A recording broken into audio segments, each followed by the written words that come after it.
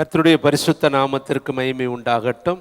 இந்த 52வது வாரம் 155வது ஆராதனையில் வந்திருக்கிற உங்கள் அத்தனை பேரையும், நேரலையில் இணைக்கப்பட்டிருக்கிற அத்தனை பேரையும் அற்புத இயேசு ஊழியத்தின் சார்பாக நான் உங்களை வாழ்த்தி வரவேற்கிறேன். உங்கள் அத்தனை பேருக்கும் நான் வாழ்த்துதலை பதிவு செய்து கொள்கிறேன். இந்த நல்ல நாளிலும் கூட இது ஒரு நன்றி அறிதல் கூட்டம். அதனால் அந்த நன்றி அறிதலை உணர்த்தும்படியான ஒரு செய்தியை உங்களோடு பகிர்ந்து கொண்டு உங்களுடைய இருதயத்தை தேவனுடைய இருதயத்தோடு இணைக்க நான் இயேசுவின் நாமத்தில் விரும்புகிறேன். அதனால் மற்ற வாரங்களைப் போல ஒரு எழுப்புதல் செய்தியோ ஒரு சுகமளிக்கிற செய்தியோ அது மற்ற விதமான காரியங்களை உணர்த்தும்படியான செய்தியோ அல்ல. இது உங்களுடைய இருதயத்தை உணர்த்தும்படியான நன்றி அறிதல் உள்ள செய்தியாய் அமைய நான் வாஞ்சிக்கிறேன். அதற்கு நேராய் கர்த்தர் உங்களுடைய இருதயத்தை திறப்பாராக. 2 சாமுவேல் புஸ்தகம் 9ஆம் அதிகாரம், 2 சாமுவேல் 9ஆம் அதிகாரம் 6வது வசனத்திலிருந்து 8வது வசனம் வரை நான் வாசிக்கிறேன். 395வது பகுதி. சவுலின் குமாரனாகிய யோனத்தானின் மகன் மேவிபோசேத் தாவீதினிடத்தில் வந்தபோது முகங்குப்புற விழுந்து வணங்கினான். அப்பொழுது தாவீது மேவிபோசேத்தே என்றான். அவன் இதோ அடியேன் என்றான். தாவீது அவனை பார்த்து, பயப்படாதே, உன் தகப்பனாகிய யோனத்தானின் நிமித்தம் நான் நிச்சயமாய் உனக்கு தயவு செய்து உன் தகப்பனாகிய சவுலின் நிலங்களை எல்லாம் உனக்கு திரும்ப கொடுப்பேன். நீ என் பந்தியில் நித்தம் அப்பம் புசிப்பாய் என்றான். அப்பொழுது அவன் வணங்கி, செத்த நாய் போலிருக்கிற என்னை நீர் நோக்கி பார்க்கிறதுக்கு உமது அடியேன் எம்மாத்திரம் என்றான். கர்த்தருடைய பரிசுத்த நாமத்திற்கு மகிமை உண்டாகட்டும். இந்த இடத்துல ஒரு அருமையான மனிதனை நம்ம வேதத்தில் பார்க்கிறோம். அவருடைய பெயர் மேவிபோசேத்து என்று சொல்லி வேதத்தில் எழுதப்பட்டிருக்கு. இவர் யோனத்தானுடைய மகன். 2 காலும் முடமான ஒரு மனிதன். அவனுக்கு 2 காலும் இல்லை. 3வது வசனத்தை பாருங்க. அப்பொழுது ராஜா, தேவன் நிமித்தம் நான் சவுலின் குடும்பத்தாருக்கு தயவு செய்யும்படி அவன் வீட்டாரில் யாதொருவன் இன்னும் மீதியாக இருக்கிறானா என்று கேட்டதற்கு சீபா ராஜாவை பார்த்து, இன்னும் யோனத்தானுக்கு 2 கால்களும் முடமான ஒரு குமாரன் இருக்கிறான். அப்போ இந்த மேவிபோசேத்தே அப்படிங்கிறவர் 2 காலுமே உடைந்த முடமானவர். அப்போ நடக்க முடியாதவர் என்பதை நம்ம வேதத்தில், முடமாக போச்சு, கால் முடம். கை முடம்னா கூட பரவாயில்ல, காலு முடம்னா எப்படி நடக்கிறது, ஒரு இடத்துலேருந்து ஒரு இடத்துக்கு எப்படி போகிறது, முடமானவன். ஆனால் யாருடைய வம்சத்தான்? சவுலுடைய பேரன், யோனத்தானுடைய மகன். சுருக்கமாக சொன்னால் ராஜ வம்சத்தான், ராஜாவின் குடும்பத்தான். ராஜாவுடைய வம்சத்தில் பிறந்த ஒரு மனுஷன் முடமாக இருக்கிறான். காரணம், அவனு அப்பா இல்லை, தாத்தா இல்லை. 2 பேருமே யுத்தத்தில் செத்து போனார்கள். 2 பேருமே யுத்தத்தில் போய் மாண்டு போனார்கள் என்று வேதத்தில் சொல்லப்பட்டிருக்கு. ஆனால் இந்த யோனத்தான் ஒரு புத்தியான காரியத்தை செய்திருந்தார். அதை குறித்து வேதத்தில் நீங்கள் வாசித்து பார்த்தால் 1 சாமுவேல் புஸ்தகம் 20ஆம் அதிகாரம் 16வது வசனம், 2 சாமுவேல் 21ஆம் அதிகாரம் 7வது 2 வசனத்தை நீங்கள் குறித்து வச்சு கம்பேர் பண்ணி பார்க்கணும். 2ஐயும் எடுத்துக்கொள்ளுங்க. நான் இப்போ உங்களுக்கு அது 2ஐயும் உங்களுக்கு காண்பித்தால் நீங்கள் வேதத்தை படிக்கும் பொழுது மறக்க மாட்டீங்க. 1 சாமுவேல் 20ஆம் அதிகாரம் 16வது வசனம். இப்படி யோனத்தான் தாவீதின் குடும்பத்தோடு உடன்படிக்கை பண்ணி தாவீதினுடைய சத்துருக்களின் கையில் கர்த்தர் கணக்கு கேட்பாராக என்று சொல்லி யோனத்தான் தாவீதை மிகவும் சிநேகித்தபடியினால் பின்னும் அவனுக்கு ஆணையிட்டான்.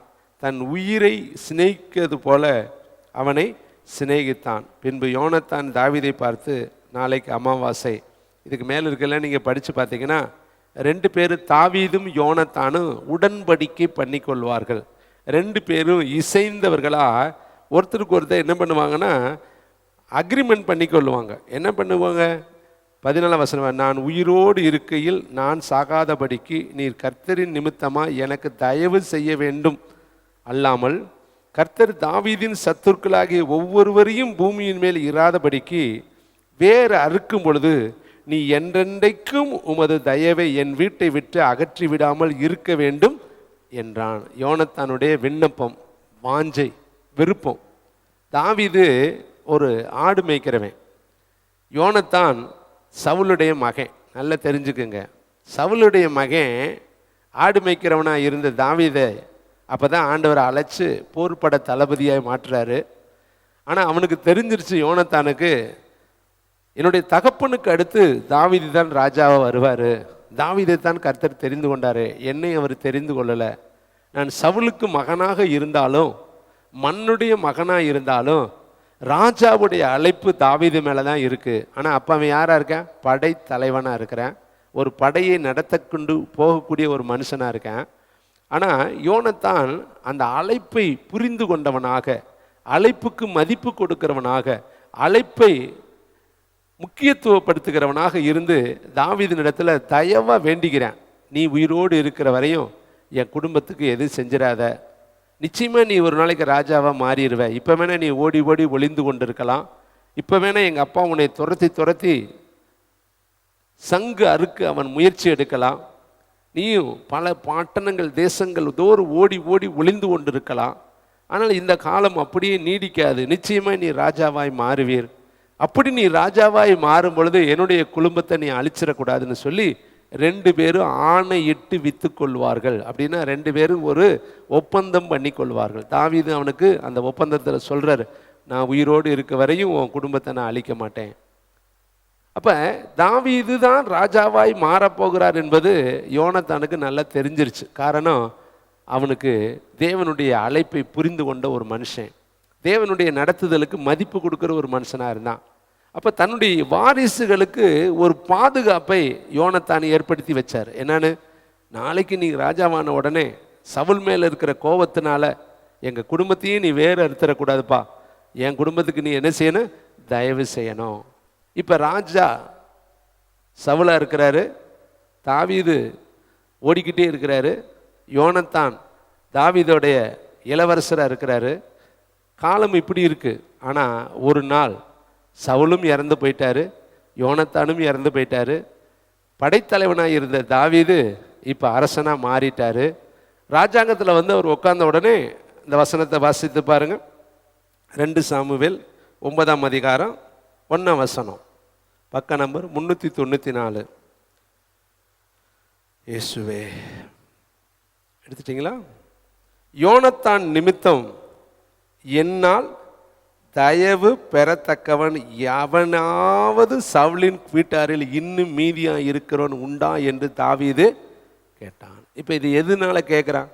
அவன் அன்னைக்கு அக்ரிமெண்ட் பண்ணான் இல்லையா, அன்னைக்கு யோனத்தானோடு ஒரு ஒப்பந்தம் பண்ணிக்கிட்டான் இல்லையா, அன்னைக்கு யோனத்தானும் அவனும் ஒருவரை ஒருவர் சிநேகித்தார்கள் அல்லவா.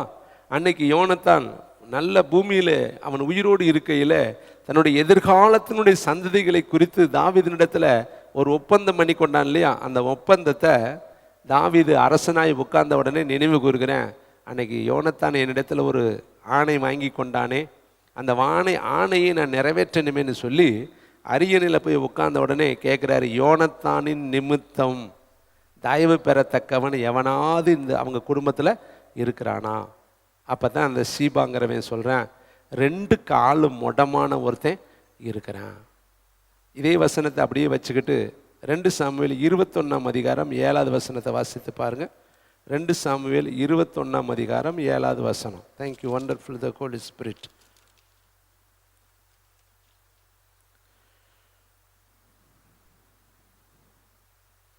ஆனாலும் தாவீதும், எடுத்துட்டீங்களா? 415வது பக்கம். ஆனாலும் தாவீதும் சவுலின் குமாரனாகிய யோனத்தானும் கர்த்தரை கொண்டு இட்ட ஆணையின் நிமித்தம் ராஜா சவுலின் குமாரனாகிய யோனத்தானின் மகன் மேவிபோசேத்தை தப்பவிட்டு. யார் நிமித்தம்? யோனத்தானின் நிமித்தம். அவர்கள் செய்து கொண்ட ஒப்பந்தத்தின் நிமித்தம், அவர்கள் செய்து கொண்ட உறுதிமொழியின் நிமித்தம், அவர்கள் செய்து கொண்ட அந்த ஆணையின் நிமித்தம் மேவிபோசேத்தை தப்பவிட்டு மித்தவங்களெல்லாம் அவனை அழித்து போட்டான் என்று பார்க்கிறோம். அப்போ இந்த மேவிபோசேத்துக்கு கிடைச்ச வாழ்வுக்கு காரணம் யோனத்தான். யோனத்தான் தாவீதோடு சிநேகமாக இருந்தது, யோனத்தான் தாவீதை மதித்தது, அவனுடைய அழைப்பை மதித்தது, அவனுடைய அழைப்புக்கு அவன் முக்கியத்துவம் கொடுத்தது. அருமையான தம்பி தங்கச்சி, இன்னைக்கு நீங்களும் நானும் இங்கே உட்கார்ந்து இருக்கிறோம்னா இந்த இடத்துல அவர் ஒரு வார்த்தை சொல்கிறத நான் ரொம்ப முக்கியமான வார்த்தையாக பார்க்குறேன். மீண்டும் அதை நினைவுபடுத்தி நான் கடந்து போகிறேன். 2 சாமுவேல் 9ஆம் அதிகாரம் 8வது வசனம். இந்த பகுதியை நம்ம மாற்றிடாதீங்க. 2 சாமுவேல் 8ஆம் அதிகாரம் 9வது வசனம். அப்பொழுது அவன் 2 சாமுவேல் 9ஆம் அதிகாரம் 8வது வசனத்தை வாசிக்கலாமா? அப்பொழுது அவன் வணங்கி, செத்த நாய் போலிருக்கிற என்னை நீர் நோக்கி பார்க்கிறதற்கு உமது அடியேன் ஏமாத்துறான். ஒரு ராஜா ஒரு பிரஜையை பார்க்கறதுக்கு அந்த பிரஜை சொல்கிறான், நீங்கள் பார்க்குற அளவுக்கு நான் ஏமாத்துறோம். நீங்கள் ராஜா, நான் வேலைக்காரன், நான் ஒரு அடிமை. ஆனால் அவன் பிறப்பு ராஜா பிறப்பு தான். அவன் வளர்ந்தது ராஜ குடும்பத்தில் தான் வளர்ந்தான். ஆனால் இன்றைக்கி அந்த ராஜாக்கள் இல்லை. வேதம் சொல்லுது, ராஜாக்களை தள்ளுகிறவர் ராஜாக்களை ஏற்படுத்துகிறவர். அப்போ இந்த உலகத்தில் ஐஸ்வர்யவனா யாருமே பிறக்கலை, தரித்திரனா யாருமே பிறக்கலை, படித்தவனா யாருமே பிறக்கலை, படிப்பறிவு இல்லாதவனா யாருமே பிறக்கலை. எல்லாமே ஒன்றுமே தெரியாமல் தான் பிறக்கிறோம். ஆனால் இந்த சமுதாயத்தில் நம்ம வளர வளர வளர வளர படிப்பு வருது. சிலர் அது படிப்பை பிடிச்சி முன்னேறி போயிடுறாங்க, சிலர் படிப்பை விட்டுட்டு இருக்கிறாங்க, சிலர் பணத்தை சம்பாரித்து பணக்காரராக மாறிடுறாங்க, சிலர் பணத்தை இழந்து தரித்திரராக இருக்கிறாங்க. இது இந்த சமுதாயத்தில் உண்டாகக்கூடிய ஏற்றத்தாழ்வுகள். ஆனால் தேவன் எல்லாரையும் செம்மையானவனாக படைத்தார். இப்போ இங்கே பாருங்கள், யோனத்தான் இப்போ இருக்கிற நிலையை பார்க்குறேன். யோனத்தானுடைய மகன் மேவிபோசேத் சொல்கிறேன், செத்த நாய் போல் இருக்கிறனே, என்னை போய் நீங்கள் நோக்கி பார்க்குறீங்களே. இந்த வார்த்தையை வைத்து நான் தேவ சமூகத்தில் தியானிக்கும் பொழுது, பரலோகம் நம்மளை நினைக்கிறதுக்கு நீங்கள் நானும் ஏமாத்துறோம். வேதம் சொல்லுது, மனுஷனை நினைப்பதற்கு மனுஷன் எம்மாத்திரம் என்று சொல்லி வேதம் சொல்லுது. தேவதூதரிலும் சற்று சிறியவராக உங்களையும் என்னையும் படைத்தாராம். ஆனால் கனத்திலும் மகிமையிலும் மேன்மையிலும் உங்களையும் என்னையும் கர்த்தர் சிறந்திருக்க பண்ணினாராம். ஒரே ஒரு வார்த்தை தாங்க சொன்னார், வானம் உண்டாக கடவுது. அவ்வளோதாங்க. 7 கண்டத்தில் இருக்கிற வானமும் உண்டாயிருச்சு. ஒரே ஒரு வார்த்தை தான். ஒரே ஒரு வார்த்தையில் இந்த முழு பூமியில் இருக்கிற வானமும் உண்டாயிருச்சு. பூமி உண்டாக கடவுது, சமுத்திரம் உண்டாக கடவுது, நட்சத்திரங்கள் உண்டாக கடவுது, சூரியன் உண்டாக கடவுது, சந்திரன். வார்த்தை தாங்க. அந்த வார்த்தையில் இருக்கிற மைட்டி பவர் இருக்கு, உடனே அது உண்டாயிருச்சுங்க. ஆனால் உங்களையும் என்னையும் அப்படி உண்டாக கடவுதுன்னு சொல்லலைங்க. அழகாய் எடுத்து மண்ணை எடுத்து களிமண்ணை எடுத்து மண்ணை எடுத்து அவர் அழகாய் பிசைந்து அழகாய் உருவாக்கினாராம். கைத்தட்டி கர்த்தருக்கு. நீங்கள் உண்டாக கடவுது என்று சொன்னவங்க கிடையாது, உண்டாக்கப்பட்டவர்கள். உங்களை கர்த்தர் சிருஷ்டித்தார். அவர் சிருஷ்டிக்கும் பொழுது எப்படி சிருஷ்டித்தார்?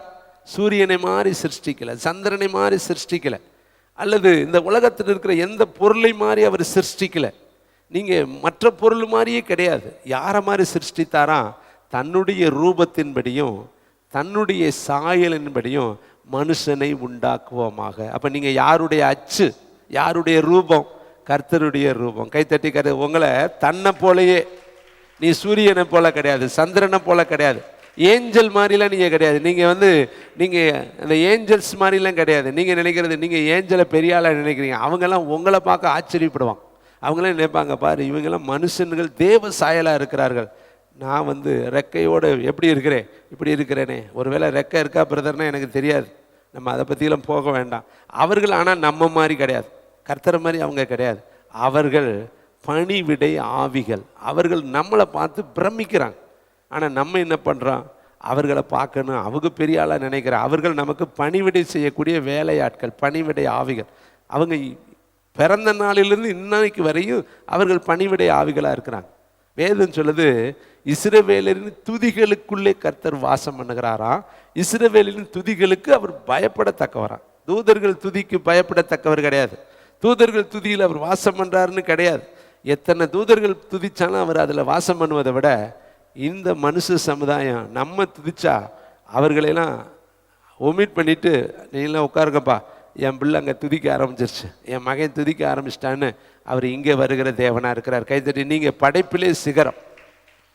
அப்போ இந்த யோனத்தானுடைய மகன் சொல்கிறான், மேவிபோசேத்து, செத்த நாய் போல இருக்கிற என்ன போய் ராஜாவாகிய நீர் இப்போ போய் நினைக்கிறீங்களே, நீ ராஜாவானப்போ எங்கள் அப்பா கூட பண்ணின உடன்படிக்கை நினைக்கணும்னு என்ன அவசியம்? நீங்கள் பார்த்தீங்கன்னா யோசேப்பு உதவி செஞ்சுட்டு கெஞ்சுறார், என்னை போய் ராஜாட்ட கொஞ்சம் சொல்லுங்கள், உங்களுக்கு நான் நல்ல காரியத்தெல்லாம் சொல்லணும்ல, என்னை பற்றி கொஞ்சம் ராஜாட்ட ரிமைண்டர் பண்ணுங்க, போய் ஞாபகப்படுத்தி என்னை எப்படியாவது ஜெயிலிருந்து வெளியே எடுத்து விடுங்க. நான் குற்றமே செய்யலை, என்னை கொண்டு வந்து இதில் வச்சுட்டாங்க, நான் எந்த தப்புமே செய்யலை, இதை கொஞ்சம் ராஜா கிட்ட சொல்லுங்க அப்படிலாம் போய் அவன் கெஞ்சி பார்த்தான். ஆனால் அவர்கள் போய் மறந்து விட்டார்களாம். ஒரு சின்ன வேலைக்காரன் செஞ்ச பெரிய உதவியை மறந்துட்டான். ஆனால் தாவீது அரியணையில் உட்கார்ந்த உடனே அவனோடு கூட ஒப்பந்தம் பண்ணின, அவனை நேசித்த, அவனை அன்பு செய்த, வனாந்தரத்தில் அவனுக்கு ஆதரவாக இருந்த அந்த நாட்களில் இவன் சிறுமையாகவும் அவன் மகிமையாகவும் இருந்தான். யோனத்தான் மகிமையாக இருந்தான், தாவீது சிறுமியாக இருந்தான். அதை மறந்து விடாமல் இன்னைக்கு தான் மகிமையில் இருக்கும் பொழுது அவனுடைய குடும்பத்தை நினச்சி கேட்குறேன், யோனத்தானின் நிமித்தம் என்னால் தயவு பெறத்தக்கவன் யார்? அப்போ அங்கே ஒருத்தன் கிடக்கிறான், கால் முடமானவன். அவன் எவ்வளோ வருத்தப்பட்டிருப்பான் யோசித்து பாருங்க. அவன் பிறப்பின் வர்த்தமானம் ராஜாவுடைய பேரே, அவனுடைய பிறப்பின் வர்த்தமானம் ஒரு பெரிய யுத்த வீரனுடைய மகன். ஆனால் இப்போ சீபா என்கிற ஒருவருடைய வீட்டில் அவன் கால் முடமாக இருக்கிறான். எவ்வளோ வருத்தப்பட்டிருப்பான் பாருங்க. அவன் தன்னை பற்றி அறிமுகப்படுத்தும் பொழுது சொல்கிறேன், செத்த நாய் நான். அப்போ நாய் போல் நான் வாழ்ந்து கொண்டு இருக்கிறேன். நாய்க்கு என்னங்க மரியாதை இருக்கும்? நாய் போட்டதை திங்கிங்க. நாயை வீட்டுக்குள்ளே யாராவது விடுவாங்களா? நாய்க்கு யாருக்கா நடுமனை தாளித்து முன்னாடி உட்கார வைப்பாங்களா? அது வெளியே தான் நின்றுட்டுருக்கோம். அதனால தான் கானானிய ஸ்திரியை பற்றி கர்த்தர் சொல்லும் பொழுது, நான் இஸ்ரவேல் வீட்டாருக்கே அனுப்பப்பட்டேன். அவங்க கேட்குறாங்க, சீசர்கள், இவள் நம்மளை பின்தொடர்ந்து வந்துக்கிட்டே இருக்காளே, இவளை அனுப்பிவிடும். ஏசப்பா அவளுக்கு சொல்கிறாரு, நாய்களின் பிள்ளைகளின் அப்பத்தை எடுத்து நாய்களுக்கு போடுகிறது நல்லதல்ல, நான் இஸ்ரவேல் வீட்டாருக்கு அனுப்பப்பட்டேன். அப்போ அந்த கானானிய ஸ்திரி சொன்ன ஒரு வார்த்தை ஏசப்பாவோட இருதயத்தை ரொம்ப தொட்டுச்சு. என்ன சொன்னா தெரியுமா? ஆண்டவரே, நான் நாய்க்குட்டி தான்ப்பா, நீ சொல்கிற மாதிரியே நான் நாய்க்குட்டியாக இருக்கலாம், ஆனால் எஜமானுடைய மேஜையிலிருந்து விழக்கூடிய துணிக்கைகளை நாய்க்குட்டிகள் திங்க எனக்கு அனுமதி இருக்கு இல்லையா? அதனால் என்னை நீங்கள் நாய்க்குட்டியாக வச்சுக்கிட்டாலும் பரவாயில்ல, என் பிள்ளைக்கு நீங்கள் இறங்குங்க. அப்போ கர்த்தர் சொன்னார், உன் விசுவாசம் ரொம்ப பெருசு, நீ விரும்புகிறபடியே உனக்கு ஆகட்டும். அப்போ இந்த மனுஷன் மேபி போசேத்து சொல்கிறாரு, செத்த நாய் போல் இருக்கிற என்ன நீங்கள் நோக்கி பார்த்தது என்ன? இந்த உலகத்தில் எத்தனையோ கோடிக்கணக்கான மக்கள் இருக்கிற இந்த உலகத்தில், எத்தனையோ படித்தவர்கள், பண்புள்ளவர்கள், பட்டம் பெற்றவர்கள் இருக்கிற இந்த உலகத்தில், நம்மை விட எத்தனையோ அனந்த ஞானம் உள்ளவர்கள் இந்த இருக்க உலகத்தில். ஆனால் உங்களையும் என்னையும் ராஜாக்களாக, ஆசாரியர்களாக கர்த்தர் தெரிந்து கொண்டார். இதற்கு நம்ம எம்மாத்திரம் சொல்லுங்க? உங்கள் திறமையினால தெரிந்து கொண்டாரா? வேதம் சொல்லுது, பிதாவாகிய தேவன் ஒருவனை இழுத்து கொள்ளாவிட்டால் அவன் என்னிடத்தில் வரமாட்டான். முதல்ல நீங்கள் பாக்கியவான்களுக்கு அடையாளம் என்ன தெரியுமா? பிதாவாகிய தேவன் உங்களை இழுத்து கொண்டார். கைத்தட்டி கர்த்தருக்கு நன்றி சொல்லுங்க. யோவான் 6ஆம் அதிகாரம் 65 வசனத்தை வாசித்து பார்க்கலாமா? யோவான் 6ஆம் அதிகாரம் 65வது வசனம்.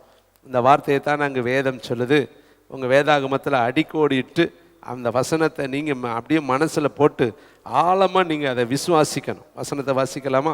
ஒருவன் என் பிதாவின் அருளை பெறாவிட்டால் என்னிடத்தில் வரமாட்டான் என்று இதன் நிமித்தமே உங்களுக்கு, நல்ல கைத்தட்டி சொல்லுங்கள், நான் பிதாவின் கிருபை பெற்றவன், பிதாவின் அருளை பெற்றவன்.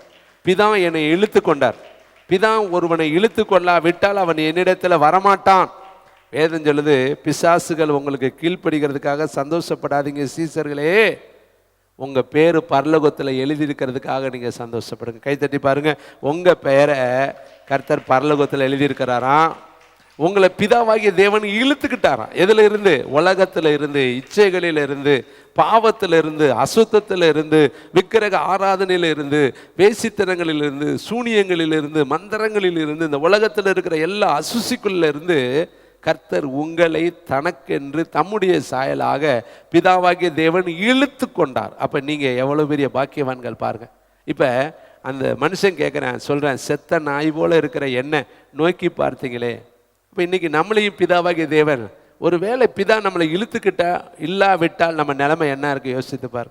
எந்த பிரேத கல்லறையில் நம்ம இருந்திருப்போமோ தெரியாது, எத்தனை செயினை கட்டி நம்மளை வச்சுருந்துருப்பாங்களே தெரியாது, இல்லாட்டி எந்த இடத்துல நம்ம சந்திரரோக வியாதியாக படுத்து கிடந்திருப்போமோ நமக்கு தெரியாது, இல்லாட்டி எந்த இடத்துல நம்ம குஷ்டரோகியாக தள்ளப்பட்டு இருப்போமோ நமக்கு தெரியாது, இல்லாட்டி எந்த பாடையில் உங்களையும் என்னையும் கொண்டு போயிருப்பாங்களோ தெரியாது தேவனுடைய பிள்ளைகளே. அல்லது எதாவது ஒரு இடத்துல பெதஸ்தா குளத்தண்டையில் சுகத்துக்காக உட்கார்ந்து இருக்கிறவங்களாய் நம்ம இருந்திருப்போம். ஆனால் தேவன் நம்மளை அனாதி தீர்மானத்தில் வேதம் சொல்லுது, அனாதி சிநேகத்தால் உன்னை நான் சிநேகித்தேன், ஆதலால் காருண்யத்தினால் உன்னை நான் சேர்த்துக்கொள்வேன். கைத்தட்டி இதெல்லாம் நினச்சி பாருங்க. நீங்கள் நினச்சிக்கிறீங்க இந்த இதில் வந்து மாட்டிக்கிட்டோமே போச்சுரா, இந்த ஆராதனையில் 2 மணி நேரம் பேசுவார், அரை மணி நேரம் அனாயிட்டிங் எடுப்பார், மத்தியானத்துக்குள்ளே கிறங்கி போயிடணும்டா, வகை தெரியாமல் வந்து மாட்டிக்கிட்டோமே. இல்லை தேவனுடைய பிள்ளைகளே, தேவன் உங்களுக்கு அழகழகான வார்த்தைகளை கொடுத்து உங்களை அவரோடு இசைத்து கட்டி உங்களை அன்பின் கரத்தால் மூடி உங்களை கூட்டி கொண்டு போகிறார். நீங்கள் பாக்கியம் பெற்றவர்கள். கரந்தட்டி கர்த்தருக்கு நன்றி சொல்லுங்க. பாருங்க, பாலாக்கு ராஜா முன்னாடி நிற்கிறேன், பிலேயாம் முன்னாடி நிற்கிறேன். அங்கிட்டு தூரத்தில் பார்த்தா இஸ்ரவேல் ஜனங்கள் வந்துக்கிட்டு இருக்கேன். அவன் எப்படி வர்றேன், பஞ்சம்பாடிகளாம் வர்றேன். பார்த்தா அவனுடைய ட்ரெஸ்ஸுகளும் அவன் வச்சிருக்கிற என்னது வண்டிகளும் அவன் கொண்டு வர்ற துணிமணிகளும் எல்லாம் வந்துக்கிட்டு இருக்குது அந்த பகுதியில் பார்த்தா. ஆனால் இங்கே ஒரு சம்பவம் நடந்துகிட்டு இருக்கு. பாலாக்குன்னு ஒருத்தன் வந்து பிலேயாம்னு ஒருத்தனை கூட்டிகிட்டு வந்து சபி சபி சபின்னு சொல்லி பெரிய பெரிய மாளிகைகளை சபிக்கிறதுக்குன்னு ஒரு கூடாரங்களை கட்டி எழுப்பி பெரிய பெரிய ஸ்தலங்களை கட்டி எழுப்பி அங்கிருந்து பார்த்து சபி, இங்கிருந்து பார்த்து சபி, இங்கிருந்து பார்த்து சபின்னு அவன் சபிக்கிறதுக்கு பிளான் பண்ணிக்கிட்டு இருக்கிறான். இதெல்லாம் அவனுக்கு தெரியாது. யாருக்கு தெரியாது? இஸ்ரவேலர்களுக்கு தெரியாது. அவன் அங்கே காடை இல்லை, தண்ணி இல்லை, மச்சம் இல்லை, கறி இல்லை, இறைச்சி இல்லை, கொம்புட்டிக்க இந்த சண்டை போட்டுட்டு கிடக்கிறேன். ஆனால் இங்கே ஒரு பெரிய ராஜா ஒரு பெரிய ஊழியக்காரனை கூட்டிகிட்டு வந்து எப்படியாவது சாபம் போடும், எப்படியாவது நீ சாபம் போடும், சாபம் போட்டால் அது பழிச்சிடும், அது நடந்துடும். அவனுக்கு நம்பிக்கை இருக்குது பாலாக்குக்கு. பிலேயாம் சொன்னால் நடக்குன்னு. ஆனால் பிலேயாமும் இவனை கனம் பண்ணும்படி வந்தான். வாயை திறந்து சொல்லிடலான்னு பார்த்தா கர்த்தர் சொல்கிறார், நான் சொல்கிறதைத்தான் நீ சொல்லணும், நான் உனக்கு காண்பிக்கிறது தான் நீ சொல்லணும். என்னன்னா இஸ்ரவேலை ஆசீர்வதிப்பதே எனக்கு பிரியம். கைத்தட்டி பாருங்க, கர்த்தரை மகிமைப்படுது. நீ உனக்கு தெரியாமலே எத்தனையோ மந்திரங்கள் இருக்கும், எத்தனையோ சூனியங்கள் இருக்கும், எத்தனையோ வியாதிகள் இருக்கும், உன்னை அழிக்கும்படி எத்தனையோ கோராக்கு கூட்டம் எழும்பி இருக்கும், உனக்கு விரோதமாக எத்தனையோ யாகம் நடக்கும், உனக்கு விரோதமாக என்னென்னமோ செய்வேன், உனக்கு தெரியவே தெரியாது. இப்போ அவனுக்கு தெரியல, இஸ்ரவேலனுக்கு தெரியல. தெரிஞ்சிருந்தாலும் ஓடியே போயிருப்பேன் பின்னாடி பக்கமே. இங்கே ஒருத்தர் இருக்கிறான்டா, சபிக்க போறானாம்டா, வந்த வழியிலே மூட்டையை கட்டிடலான்னு. ஆனால் அவன் நாலேஜுக்கே தெரியாது. இங்கே ஒருத்தன் என்ன கேட்டிருக்கேன், பெரிய பெரிய பலிபீடங்களை கட்டி மேலே ஏறி நின்று பார்க்கறத அவனுக்கு தெரியாது. ஆனால் இடையில கர்த்தர் நியாயாதிபதியாக நின்னாரு, இடையில கர்த்தர் மேகஸ்தம்பமாக நின்னாரு, இடையில கர்த்தர் பயங்கரமான பராக்கிரமசாலியாக நின்று பிலேயாம்கிட்ட சொல்றாரு, பிலேயாம் இஸ்ரவேலை என்னாகும் 24:1 முழுசு நீங்கள் வீட்டில் போய் படித்து பாருங்கள். ஆசீர்வதிப்பது தான்ப்பா எனக்கு பிரியம். அவர்கள் பரவி போகிற ஆறுகள், அவர்கள் சந்தன விருட்சங்கள், காண்டாமிருகத்துக்கு ஒத்த அவர்களுக்குள்ள பலன் இருக்குது, அவர்கள் மடங்கி படுத்தால் அவர்களை எழுப்புவன் யான் என்று சொல்லி கர்த்தர் ஆசீர்வாதமான வார்த்தைகளையே சொல்லிக்கிட்டு இருந்தார். கைத்தட்டி கர்த்தருக்கு நன்றி சொல்லுங்க. உங்களுக்கு விரோதமாக இந்த வருஷத்தில் எத்தனையோ வியாதி எழும்பி வந்திருக்கும், வறுமை எழும்பி வந்திருக்கும், தரித்திரம் எழும்பி வந்திருக்கும், உங்களுக்கு விரோதமாக எத்தனையோ சம்பவங்கள் விரோதமாக எழும்பி வந்திருக்கும். ஆனால் உங்கள் பக்கத்தில் ஏசப்பா நின்று கொண்டு இருக்கிறதுனால அந்த பிசாசால் உங்களை தொட முடியாமல் வந்த வழியே திரும்பி போயிடுச்சு. அது உங்களுக்கு தெரியுமா? தெரியவே தெரியாது. ஆனால் அதை ஒரு நாளைக்கு கர்த்தர் சொல்லுவார், இத்தனாம் தேதி இத்தனை மணிக்கு உன் உயிரை எடுக்க முழு பாதாளமும் எழும்பி வந்துச்சு, அப்போ நான் உன் பக்கத்தில் இருந்ததுனால அது உன்னை மேற்கொள்ளாமல் வந்த வழியே திரும்பி போச்சுன்னு சொல்லும் பொழுது தான், அப்படியா ஆண்டவர், எனக்கு தெரியாமல் போச்சே. ஒரு தேவனுடைய ஊழியக்காரர் 2 வீலரில் நடு இரவில் ஊழியத்தை முடிச்சுட்டு போய் கொண்டு இருந்தாராம். அவர் ஆண்டவரிடத்தில் ஒரு வினோதமான ஜெபம் பண்ணாராம். ஆண்டவரே, என் ஆவிக்குரிய கண்ணை திறங்க, என் ஆவிக்குரிய கண்ணை திறங்க, என் ஆவிக்குரிய கண்ணை திறங்கன்னு ஜெபம் பண்ணிக்கிட்டே வண்டி ஓட்டிக்கிட்டு இருந்தாராம். அவருக்கு ஆவிக்குரிய கண்கள் திறக்கப்படணும்னு ரொம்ப ஆசை. உடனே கர்த்தர் சொன்னாராம், நிஜமாக திறக்க விரும்புறியா? அப்போ உனக்கு முழு காரியமும் உனக்கு தெரியும், நீ என்ன கூட ஸ்ட்ரகிள் ஆகக்கூடாது சொல்லிட்டு கர்த்தர் ஆவிக்குரிய கண்கள், ஆவிக்குரிய பார்வை, எப்படி ஸ்தேவன் இங்கிருந்து பரலோகத்தை பார்த்தார் இல்லையா, அது மாதிரி கண்களை திறந்த உடனே இவருக்கு இப்போ ஆவிக்குரிய உலகம் தெரிய ஆரம்பிச்சிருச்சு. தெரிய ஆரம்பிச்சோடனே பார்த்தா அவர் போய்கிட்டு இருக்கிற வாகனத்துக்கு முன்னாடி பயங்கரமான வலு சர்ப்பம், பாதாளத்தினுடைய ஆவிகள் அவரை சுற்றி வந்து வந்து வந்து அந்த வண்டி மேலே மோதிக்கிட்டே இருக்கான். சுற்றி சுற்றி அந்த ஆவி வருதான். பயங்கரமான ரூபமுள்ள அந்த ஆவி வந்து அவருடைய வாகனத்தை தாக்குதான். ஆனால் அந்த வாகனத்தை நெருங்க விடாதபடி அந்த வாகனத்தை சுற்றில அக்கினி எரிந்து கொண்டு இருந்துச்சான். அப்போ இந்த ஊழியக்காரர் கேட்டாரா, ஆண்டவரே எனக்கு தயவுசெய்து இந்த கண்ணு வேணாம், பழையபடி கண்ணை கொடுத்துருக்க, எனக்கு வண்டி ஓட்ட முடியாது போல பயமாக கிடக்கு, ஏன்னா அது வந்து தாக்குற பொழுது அடிச்சிருமோன்னு பயம் எனக்கு வருது. அப்போ கர்த்தர் சொன்னாரா, இதுக்கு முன்னாடி இப்படி தான் இருந்துச்சு, அது உனக்கு தெரியாது, ஆனால் என் மகிமை உன்னை என்ன பண்ணுச்சு, பாதுகாது. நமக்கு தெரியாமல் 1,000,000 ஆபத்து நமக்கு இருக்குதுங்க. கிருபையின் ஆசனத்தில் உட்கார்ந்து இருக்கிற கிருபாகரன், கிருபாசனபதி அத்தனை பேராபத்துக்களிலும் இருந்து ஒவ்வொரு நிமிடமும் உங்களை பாதுகாக்கிறார். ஒவ்வொரு செகண்ட் பை செகண்டும் உங்களை பாதுகாக்கிறார். உனக்கு விரோதமாய் உருவாக்கப்பட கைத்தட்டுங்க, எந்த ஆயுதமும் வாக்காது போகும். இஸ்ரவேலை காக்கிற தேவன். நீங்க எல்லாம் எப்படி தூங்குறீங்க? நம்ம தூக்கம்லாம் எப்படி இருக்கு யோசித்து பாருங்க. நம்மளை தூக்கி கொண்டு போய் அடுத்த நேரத்தில் வித்தா கூட தெரியாது. ஆனா உங்களை காக்கிற ஒருத்தர் இருக்கிறார் இல்லையா, அவரை குறித்து வேதம் சொல்லுது, தூங்குவதும் இல்லை உறங்குவதும் இல்லை. கைத்தட்டி கர்த்தருக்கு நன்றி சொல்லுங்க. அப்ப நீ எப்படிப்பட்டவன்? நம்ம யாரு? செத்த நாய் போல இருக்கிற நம்மளை கர்த்தர் எப்படி தெரிந்து கொண்டார் பாருங்க. நம்ம அவரிடத்துல போய் நிற்கிறதுக்கு என்ன பாக்கியவான், என்ன சொல்ல முடியும், என்ன தகுதி இருக்கு? ஒண்ணுமே கிடையாது. ஒன்று தான் தகுதி, பிதாவாகிய தேவன் என்னை தெரிந்து கொண்டார். கைத்தட்டி கருத்து, அந்த ஒரு தகுதி தான், கிருபை தான் தகுதி. நீ நானும் இந்த சொந்த பிளான், என்னப்பா ஜெபம் பண்ண இல்லை, என்ன வேதம் படித்த இல்லை, என்ன தாராளமாக என்ன செஞ்ச, இந்த வருஷம் முறை எத்தனை தடவை வேதத்தை முடிச்சேங்க, உங்கள் சுய காரியத்தை எழுதி கொண்டு வந்து கர்த்தரிடத்தில் காட்டு, உன் நீதியை கொண்டு வந்து சொல்லு பார்க்கலாம், உன் நீதியை எடுத்து காட்டு பார்க்கலாம். நான் இந்த வருஷம் இத்தனை ஆத்மாவுக்கு சொன்னேன், இத்தனை மணி நேரம் ஜெபம் பண்ணேன், இவ்வளவு நான் பிரயாசப்பட்டேன், இவ்வளவு செஞ்சேன். குறைவுள்ளது தேவனுடைய பிள்ளைகளை. நம்முடைய வாழ்க்கையில் நிறைய குறைகள் இருக்குது. ஆனால் நம்ம அழிந்து போகாதபடி தேவனுடைய பெரிய கிருபை நம்மளை ஒவ்வொரு நாளும் பார்த்து கொண்டிருக்கு. எப்படி அவன் சொல்கிறான் பாருங்க, என்னை போய் நீங்கள் போய் நினைக்கிறீங்களே, நான் தகுதியற்றவன், கால் போனவன், கை போனவன், எனக்கு அனாதை, நான் யாருமே இல்லை, என்னை போய் இப்போ நீங்கள் நினச்சிட்டீங்களே. அது நினச்சதோடு மாத்திரமல்ல, என் வீட்டில் என்னுடைய போஜனத்தில், என்னுடைய போஜன பதார்த்தத்தில் நீ நித்தமாக அப்பம் புசிப்ப, உன் நிலங்களையெல்லாம் நான் உனக்கு தருவேன்னு சொல்லி இவ்வளவெல்லாம் நீங்கள் என்னை நினைவு கூறுவதற்கு நான் எம்மாத்திரம். இப்போ தேவன் உனக்கு இத்தனை சந்தோஷத்தை கொடுக்கறதுக்கு நீ எம்மாத்திரம். நல்ல குடும்பத்தை கொடுத்துருக்கிறாரு, நீ எம்மாத்திரம். நல்ல மனைவியை கொடுத்துருக்கிறாரு, நீ எம்மாத்திரம். நல்ல கணவனை கொடுத்துருக்கிறாரு, நீ எம்மாத்திரம். இந்த உலகத்தில் எத்தனை பேர்த்துக்கு கண் இல்லை தெரியுமா? ஒரு கண் இல்லாமல் நிறைய பேர், 2 கண்ணுமே இல்லாமல் நிறைய பேர். எத்தனை பேர்களுக்கு ஒரு கை கிடையாது, ஆனால் எத்தனை பேர்த்துக்கு 2 கையுமே கிடையாது. ஒரு ஊழியக்காரரே 2 கையும் இல்லாமல் காலும் இல்லாமல் இருக்கிறார். யூடியூப்பில் போய் பாருங்க, 2 கையும் கிடையாது, 2 காலும் கிடையாது. எத்தனை பேர்கள் பிறப்பிலே குள்ளர்கள், எத்தனை பேர்கள் பிறப்பிலே வியாதிக்காரர்கள். இந்த வியாதி மரணத்துக்கு ஏதுவாயிராமல், இந்த வியாதி தேவனுடைய மகிமை விளங்குவதற்கு ஏதுவாய் இருக்கிறது. பிறப்பிலே வியாதிக்கார, ஆனால் உங்களுக்கு ஒரு குறைவு இல்லைங்க. இதை கர்த்தர் உங்களுக்கு கொடுத்ததுக்கு நீ எம்மாத்திரம். உன் சுயபலத்தால் நீ சுகமாக வாழ்ந்துட்டியா? உன் சுயபலத்தினால இந்த வருஷத்தின் 365 நாள் உனக்கு சாப்பாடு கிடைச்சிருச்சா? இந்த சுயபலத்தினால இந்த வருஷத்தில் 365 நாள் நீ பிரயாணம் பண்ணிட்டியா? இல்லை தம்பி தங்கச்சி, எல்லாமே ஒன்று தான், சொல்லிக்கொள்ள ஒன்றுமே கிடையாது, அவருடைய சுத்த கிருபை. கரங்களை தட்டி கர்த்தருக்கு நன்றி சொல்லுவோம். இதை உணர வேண்டும் என்பது தான் இந்த நன்றி அறிதலின் ஜெபம். சொல்லுங்க, நான் அல்ல, தேவனுடைய கிருபை என்னை வாழ வச்சிருக்கு, தேவனுடைய ஈவு என்னை வாழ வச்சிருக்கு, தேவனுடைய இரக்கம் என்னை வாழ வச்சிருக்கு. நீங்கள் அறிவியல் படித்தால் அதில் எழுதியிருக்கு, நம்முடைய செரிமான உறுப்புகள் செயல்படுவதற்கு நம்ம சாப்பிட்ட உணவு செரிக்கணும்னா ஒரு அமிலம் சுரக்கணுமா. அந்த அமிலம் சுரக்காட்டி செரிமானமே நடக்காதான். அந்த அமிலத்தை யார் சுரக்க வைக்கிறது?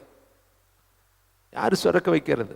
நீங்களும் நானும் சுரக்கவெல்லாம் வைக்க முடியாதுங்க, கர்த்தருடைய கிருபை. கைத்தட்டுங்க பார்க்கலாம். சாப்பிட்றோம், படுக்கிறோம், எந்திரிக்கிறோம், ஓடுறோம், ஒடியாரோம், என்னென்ன வேகத்தில் வாகனத்தில் போகிறோம், எத்தனை காரியத்தை நம்ம செய்கிறோம். அடுப்பில் போய் நின்று சமைக்கிறீங்களே, நீங்கள் உங்கள் முன் ஜாக்கிரதையினால நீங்கள் பாதுகாக்கப்படுறீங்களா? இல்லைங்க, நம்ம மதியீனமானவங்க, நிறைய மிஸ்டேக் பண்ணிடுறாங்க. எல்லாத்துக்கிட்டையும் தவறு இருக்குதுங்க. நம்ம பேச்சில் தவறுறோம், சிந்தையில் தவறுறோம், நினைவில் தவறுறோம், உணர்வில் தவறுறோம். எத்தனை முறை நான் செய்கிறது தப்பு தப்பு தப்பு தப்புன்னு சொல்லிவிட்டு அதே தப்பை தானே செஞ்சுக்கிட்டு இருக்கிறோம். ஒரு தடவை சொல்லிவிட்டு அந்த தப்பை நம்ம என்னைக்காவது விட்டுருக்குறோமா? திரும்ப திரும்ப திரும்ப திரும்ப நம்ம பண்ணிக்கிட்டு தான் இருக்கிறோம். ஆனால் கர்த்தர் நீடிய சாந்தம் உள்ளவருங்க, இரக்கத்தில் பெயர் பெற்றவருங்க, அன்பில் அவர் சிகரங்க. அதனால தான் எத்தனை முறை தப்பு பண்ணினாலும் அவர் மன்னிச்சு மன்னிச்சு மன்னிச்சு மன்னிச்சு மன்னிச்சு ஒன்றை மட்டும் அவர் எடுத்துக்கலைங்க, அன்பை குறைச்சிக்கவே இல்லைங்க. அன்பு அவர் உங்கள் மேலே வச்சிருக்கிறதுனால தாங்க இன்னைக்கு வரையும் நம்ம வண்டியை கர்த்தர் ஓட்டிக்கிட்டே இருக்கார். கைத்தட்டி கர்த்தருக்கு நன்றி சொல்லுங்கள். 155வது ஆராதனை நடத்துறதுங்கிறது நான் திரும்பி பார்க்குறேன், உண்மையிலே என்னால் கிரகிக்கவே முடியல. இந்த வருஷம் நடந்த ஊழியங்களை நான் மிட் நைட்டில் கொஞ்ச நேரம் தான் டைரியை திறந்து பார்த்தேன். எத்தனை ஊழியங்கள், எத்தனை ஜெபங்கள், எத்தனை பிரசங்கள் தான். இந்த டைரி முழுசும் தம்பி மெல்கி சேதேக்கு எனக்கு வருஷம் வருஷம் டைரி வாங்கி கொடுப்பாரு. இந்த வருஷம் அடுத்த வருஷத்துக்கு கொடுத்துட்டார். இது ஃபுல்லாக பிரசங்கம் தான் இருக்குது, வேறு எதுவுமே இருக்காது. இந்த பிரசங்கம், இந்த ஊழியத்தில் நடந்த சம்பவம், ஒவ்வொரு வருஷமும் இப்படி ஒரு டைரி வரும். சமயத்தில் 2-3 டைரி ஆயிரும். அதிக ஊழியம்னா 2-3 டைரி ஆயிரும். அதை நான் கொண்டு போய் என்னுடைய சர்டிஃபிகேட் மாதிரி வீட்டில் வச்சுருக்கேன். எல்லா டைரியும் பத்திரப்படுத்தி வச்சுருப்பேன். ஏன்னா இது எல்லாம் பொக்கிஷம் எனக்கு. இதெல்லாம் எனக்கு தேநீட்ட பணியாரங்கள். இந்த வார்த்தைகளெல்லாம் நான் திரும்பவும் நான் போய் எடுத்து இதை ரீகாப்பி பண்ண மாட்டேன். இது முடிஞ்சிச்சு, இதை பத்திரம் பண்ணி வைப்பேன். என்னைக்காவது ஒரு நாளைக்கு அன்னைக்கு என்ன செய்தி கொடுத்தோம்னு எடுத்து பார்த்துக்க அது ஏதுகரமாக இருக்கும். ஏன் இதை உங்களுக்கு சொல்ல வரேன்னா, இவ்வளவு செய்தி எப்படி பெற்றுக்கொண்டோம்? அதெல்லாம் தேவனுடைய கிருபை. கைத்தட்டி. இந்த செய்திக்கு பின்னாடி எவ்வளவு ஜபம் இருக்குது தெரியுமா? இன்னைக்கு நான் செய்தி கொண்டு வர்றேன்னா, நேற்றுலாம் நிறைய பிள்ளைகள் இங்கே முழங்காலில் நின்று ஜபம் பண்ணாங்க. நேற்று காலையில் இங்கே ஜபம் நடந்துச்சு. நேற்று நைட்டு இங்கே ஜபம் நடந்துச்சு. நைட்டு மிட் நைட்டில் நிறைய பிள்ளைகள் ஜபம் பண்ணாங்க. என் நேரத்துக்கு கதவு தட்டினாலும் அங்கே ஜப சத்தம் கேட்கும். அந்த நேரத்தில் நான் விழிப்பாக இருக்கணும். இது கட்டாயம். இது யார் செய்ய வைக்கிறது? கைத்தட்டிக்கு தேவன் தான். கைத்தட்டுக்கு நான் அல்ல. நானும் உங்களை போல பாடுள்ள மனுஷன் தான். எனக்கும் பலவீனம் இருக்குது, எனக்கும் குடும்பம் இருக்குது, எனக்கும் பொறுப்புகள் இருக்குது, எனக்கு எத்தனையோ கஷ்டங்கள் இருக்குது. உங்கள் சரீரத்தில் இருக்கிற பலவீனத்தை விட என்னுடைய சரீரத்தில் அதிக பலவீனம் உண்டு. ஆனாலும் எல்லாவற்றுக்கு மேலே எனக்குள்ள ஒன்று இருக்குது. என்ன தெரியுமா? அழைப்பு இருக்குது, கிருபை இருக்குது, தெரிந்து கொள்ளப்பட்டது இருக்குது. தேவனுடைய காருண்யம் என்னை பெரியவனாய் நடத்தி கொண்டு இருக்குது. கைத்தட்டி கர்த்தருக்கு நன்றி சொல்லுங்க. அப்போ இங்கே வேதம் சொல்லுது பாருங்க, பிதாவாகிய தேவன் ஒருவனை இழுக்கணும். அப்போ இந்த உலகத்திலிருந்து உங்களை ஒருத்தர் இழுத்து இருக்கிறார். அந்த இழுப்பு கொண்டு வந்தார் இல்லையா, அவரு உன் கூட இருக்கும் பொழுது உன்னை ஒரு நாளும் பாதாளம் ஜெயிக்க முடியாது. சொல்லுங்க, நான் ஏமாத்துறேன்னு கேட்கறதுக்கு ஒரே ஒரு காரியம், அவர் என் கூட இருக்கிறதுனால தாங்க நான் விசேஷமானவன். இல்லாட்டி நான் ஏமாத்துறோம். நம்ம நினச்சி பார்க்கவே ஆள் இல்லாமல் போயிருக்குமே. ஒரு வேளை மட்டும் கர்த்தர் உங்களை இழுத்து கொள்ளாவிட்டு நம்ம எங்கே இருந்திருப்போம்? கொஞ்சம் பழைய மனுஷனை திரும்பி பாருங்கள். நான் என் பழைய மனுஷனை திரும்பி பார்த்து நானே காரி துப்புற மாதிரி இருந்துச்சு. இப்படி போய் வாழ்ந்துட்டோமே, இப்படி போய் நடந்துட்டோமே, இப்படி போய் பேசிட்டோமே, இப்படி போய் ஒரு கீழ்த்தரமான வேலையெல்லாம் நம்ம செஞ்சுருக்கிறோமே, நமக்கு நம்மளையே பிடிக்கல. உங்களையும் கொஞ்சம் திரும்பி பாருங்களே தயவுசெய்து. இது உங்களை நினைப்பூட்டக்கூடிய ஒரு செய்தி தான். நீங்கள் உன் பழைய வாழ்க்கையை நினச்சிப்பார். எவ்வளவு அடிமட்டத்தில் ரொம்ப கேவலமான ஒரு வாழ்க்கை உன்கிட்ட இருந்திருக்கு. எவ்வளவு பேச்சு, நட, உடை, பாவனை, செயல்கள், எவ்வளவு தேவன் அருவருக்கிற ஒரு சுவாபம் நமக்குள்ளே இருந்துச்சு இல்லையா? ஆனால் தேவன் அவைகளை எல்லாம் கண்டு காணாதவர் போல கழுவிட்டு உங்களை புத்தம் புது படைப்பாய் மாற்றி நேசகுமாரனாய் மாற்றிட்டார் அல்லவா? கைத்தட்டி கருத்து. நீ ஏமாத்திரம். உன் பாவம் மன்னிக்கப்படுறதுக்கு நீ என்ன விளக்கரையும் கொடுத்த? உன் அக்கிரமம் மண்ணுக்கு படுவதற்கு என்ன விளக்கரையும் கொடுத்த? பரலோகத்தில் உன் பேர் எழுவதற்கு நீ என்ன விளக்கரையும் கொடுத்த? உன் குடும்பம் பாதுகாப்பாக இருப்பதற்கு என்ன விளக்கரையும் கொடுத்த? இன்னைக்கு ஒரு மனுஷன் இயேசுனிடத்தில் வந்து சொல்கிறேன், ஒரு முறை தீவுக்குள்ளே விழுகிறேன், ஒரு முறை தண்ணிக்குள்ளே விழுகிறேன், எதையாவது ஒன்று செய்யுங்க ஆண்டவர். என்ன செய்யறனே தெரியல. பெத்த பிள்ளைங்க, ஒரு பிள்ளை வியாதியாக இருந்தால் அந்த வீடே வியாதியாக இருக்கும். பார்த்துருக்கிறீங்கல்ல? இன்றைக்கி உங்களுக்கே தெரியும். உங்கள் வீட்டில் யாராவது சுகவீனமாக இருந்தால் அந்த வீடே சுகவீனமாக இருந்த மாதிரி தான். அதுலேயும் படுத்து கிடந்தால் பரவாயில்ல, எப்போ எங்கே போய் விழுவேன்னே தெரியல. அவன் போய் விழுகிற இடம் தீயான், அடுத்து தண்ணிக்குள்ளையான். 2 இடத்துலையுமே செத்து போயிடுவேன். தீக்குள்ளே விழுந்தால் எரிஞ்சு போயிடுவேன், தண்ணிக்குள்ளே விழுந்தால் மூச்சு போய் செத்து போயிடுவேன். அவனை வச்சுக்கிட்டு என்ன பண்ணுறது? அவன் வாலிப பையன். நாங்கள் தர்மபுரி என்கிற ஒரு இடத்துக்கு ஊழியத்துக்கு போயிருந்தோம், டீமாக போயிருந்தோம். அங்கே ஒரு குடும்பத்தை நாங்கள் சந்தித்தோம். அந்த குடும்பத்தில் ஒரு வாலிப பையனை நாங்கள் சந்தித்து ஜெபிக்க எங்கள்கிட்ட கொண்டு வந்தாங்க. அவங்க சொன்ன ஒரு ஸ்டேட்மெண்ட்டு மறக்கவே முடியலையே, பல ஆண்டு ஆயிடுச்சு. என்ன சொன்னாங்கன்னா, 2 படி அரிசி சமைச்சு போட்டால் 2 நிமிஷம் தின்றேன், கொஞ்ச நேரம் கழித்து திருப்பி பசிக்குதுங்கிறேன். திருப்பி 2 படி சமைச்சு போட்டால் 2 படி சாப்பாடு எவ்வளோ இருக்கும் உங்களுக்கே தெரியும் இல்லையா? 5 நிமிஷத்தில் சாப்பிட்டு முடிச்சு போகிறேன். அத்தனை குழம்பு அத்தனையும் சாப்பிட்றேன். எங்கள் காலையிலேருந்து சமைச்சு போட போட சாப்பிட்டுக்கிட்டே இருக்கேன். சாப்பிட்டு முடித்தோடனே பசிக்குது பசிக்குது பசிக்குதுன்னு உருள்றேன். என்னங்க பண்ணுறது? சமைச்சு போட்டுக்கிட்டே இருக்கிறதாங்க வீட்டில் வேலை. எவ்வளவு சமைச்சு போட்டாலும் என் வயிறே நிரம்பவே மாட்டேங்குது. இவனை விட்டுட்டு வெளியிலேயும் நாங்கள் போக முடியல. வாலிப பையன், ஏதாவது பண்ணிக்குவேன், ஏதாவது ஒன்று ஆகி போச்சுன்னா என்ன பண்ணுறது? எங்கள் வேலை சமைச்சு கொட்ட, கொஞ்ச நேரத்தில் சாப்பிட்டு முடிச்சிடுவேன், அப்புறம் பசிக்குதுன்றுவேன், திருப்பி சமைச்சு போட. இதாங்க வேலை. தயவுசெய்து எதையாவது ஒன்று பண்ணி இவனங்க சுகமாக கொடுங்க. ஜெபம் பண்ண ஆரம்பித்தான். என் வயிற்றுக்குள்ளே இருந்து ஒரு ஆவி எலும்பி அப்படியே வயிறை வெட்டிக்கிற மாதிரி வெளியே வருது, முட்டிக்கிட்டு வருது. கர்ப்பிணி வயிறு மாதிரி வெளியே வருது, உள்ளே போகுது, வெளியே வருது, புஷ்ஷு புஷ்ஷு புஷ்ஷு புஷ்ஷுன்னு அந்த ஸ்பிரிட்டு உள்ளே இருந்து பெருந்தீனியின் ஆவி அப்படியே அந்த உடம்பெல்லாம் குட்டிக்குது. உள்ளே இருக்கிற அந்த இறைப்பைகள், உள்ளே இருக்கக்கூடிய எல்லா விதமான இறைப்பைக்குரிய எல்லாத்தையும் அதை என்ன செய்யுது, அரெஸ்ட் பண்ணி வச்சிருக்கு. எத்தனை சாப்பாடு போட்டாலும் அது தின்றுது. அந்த வீட்டுக்காரங்க கெஞ்சினாங்க, எப்படியாதுங்க இவ்வளோ தூரத்தில் நீங்கள் பிரயாணம் பண்ணியிருக்கிறீங்க, இவனை மட்டும் சரி பண்ணி விட்டுட்டு போயிருங்க. பார்த்தீங்களா, இன்றைக்கி எத்தனை வீட்டில் ஸ்பிரிட் அட்டாக்கில் இருக்காங்க.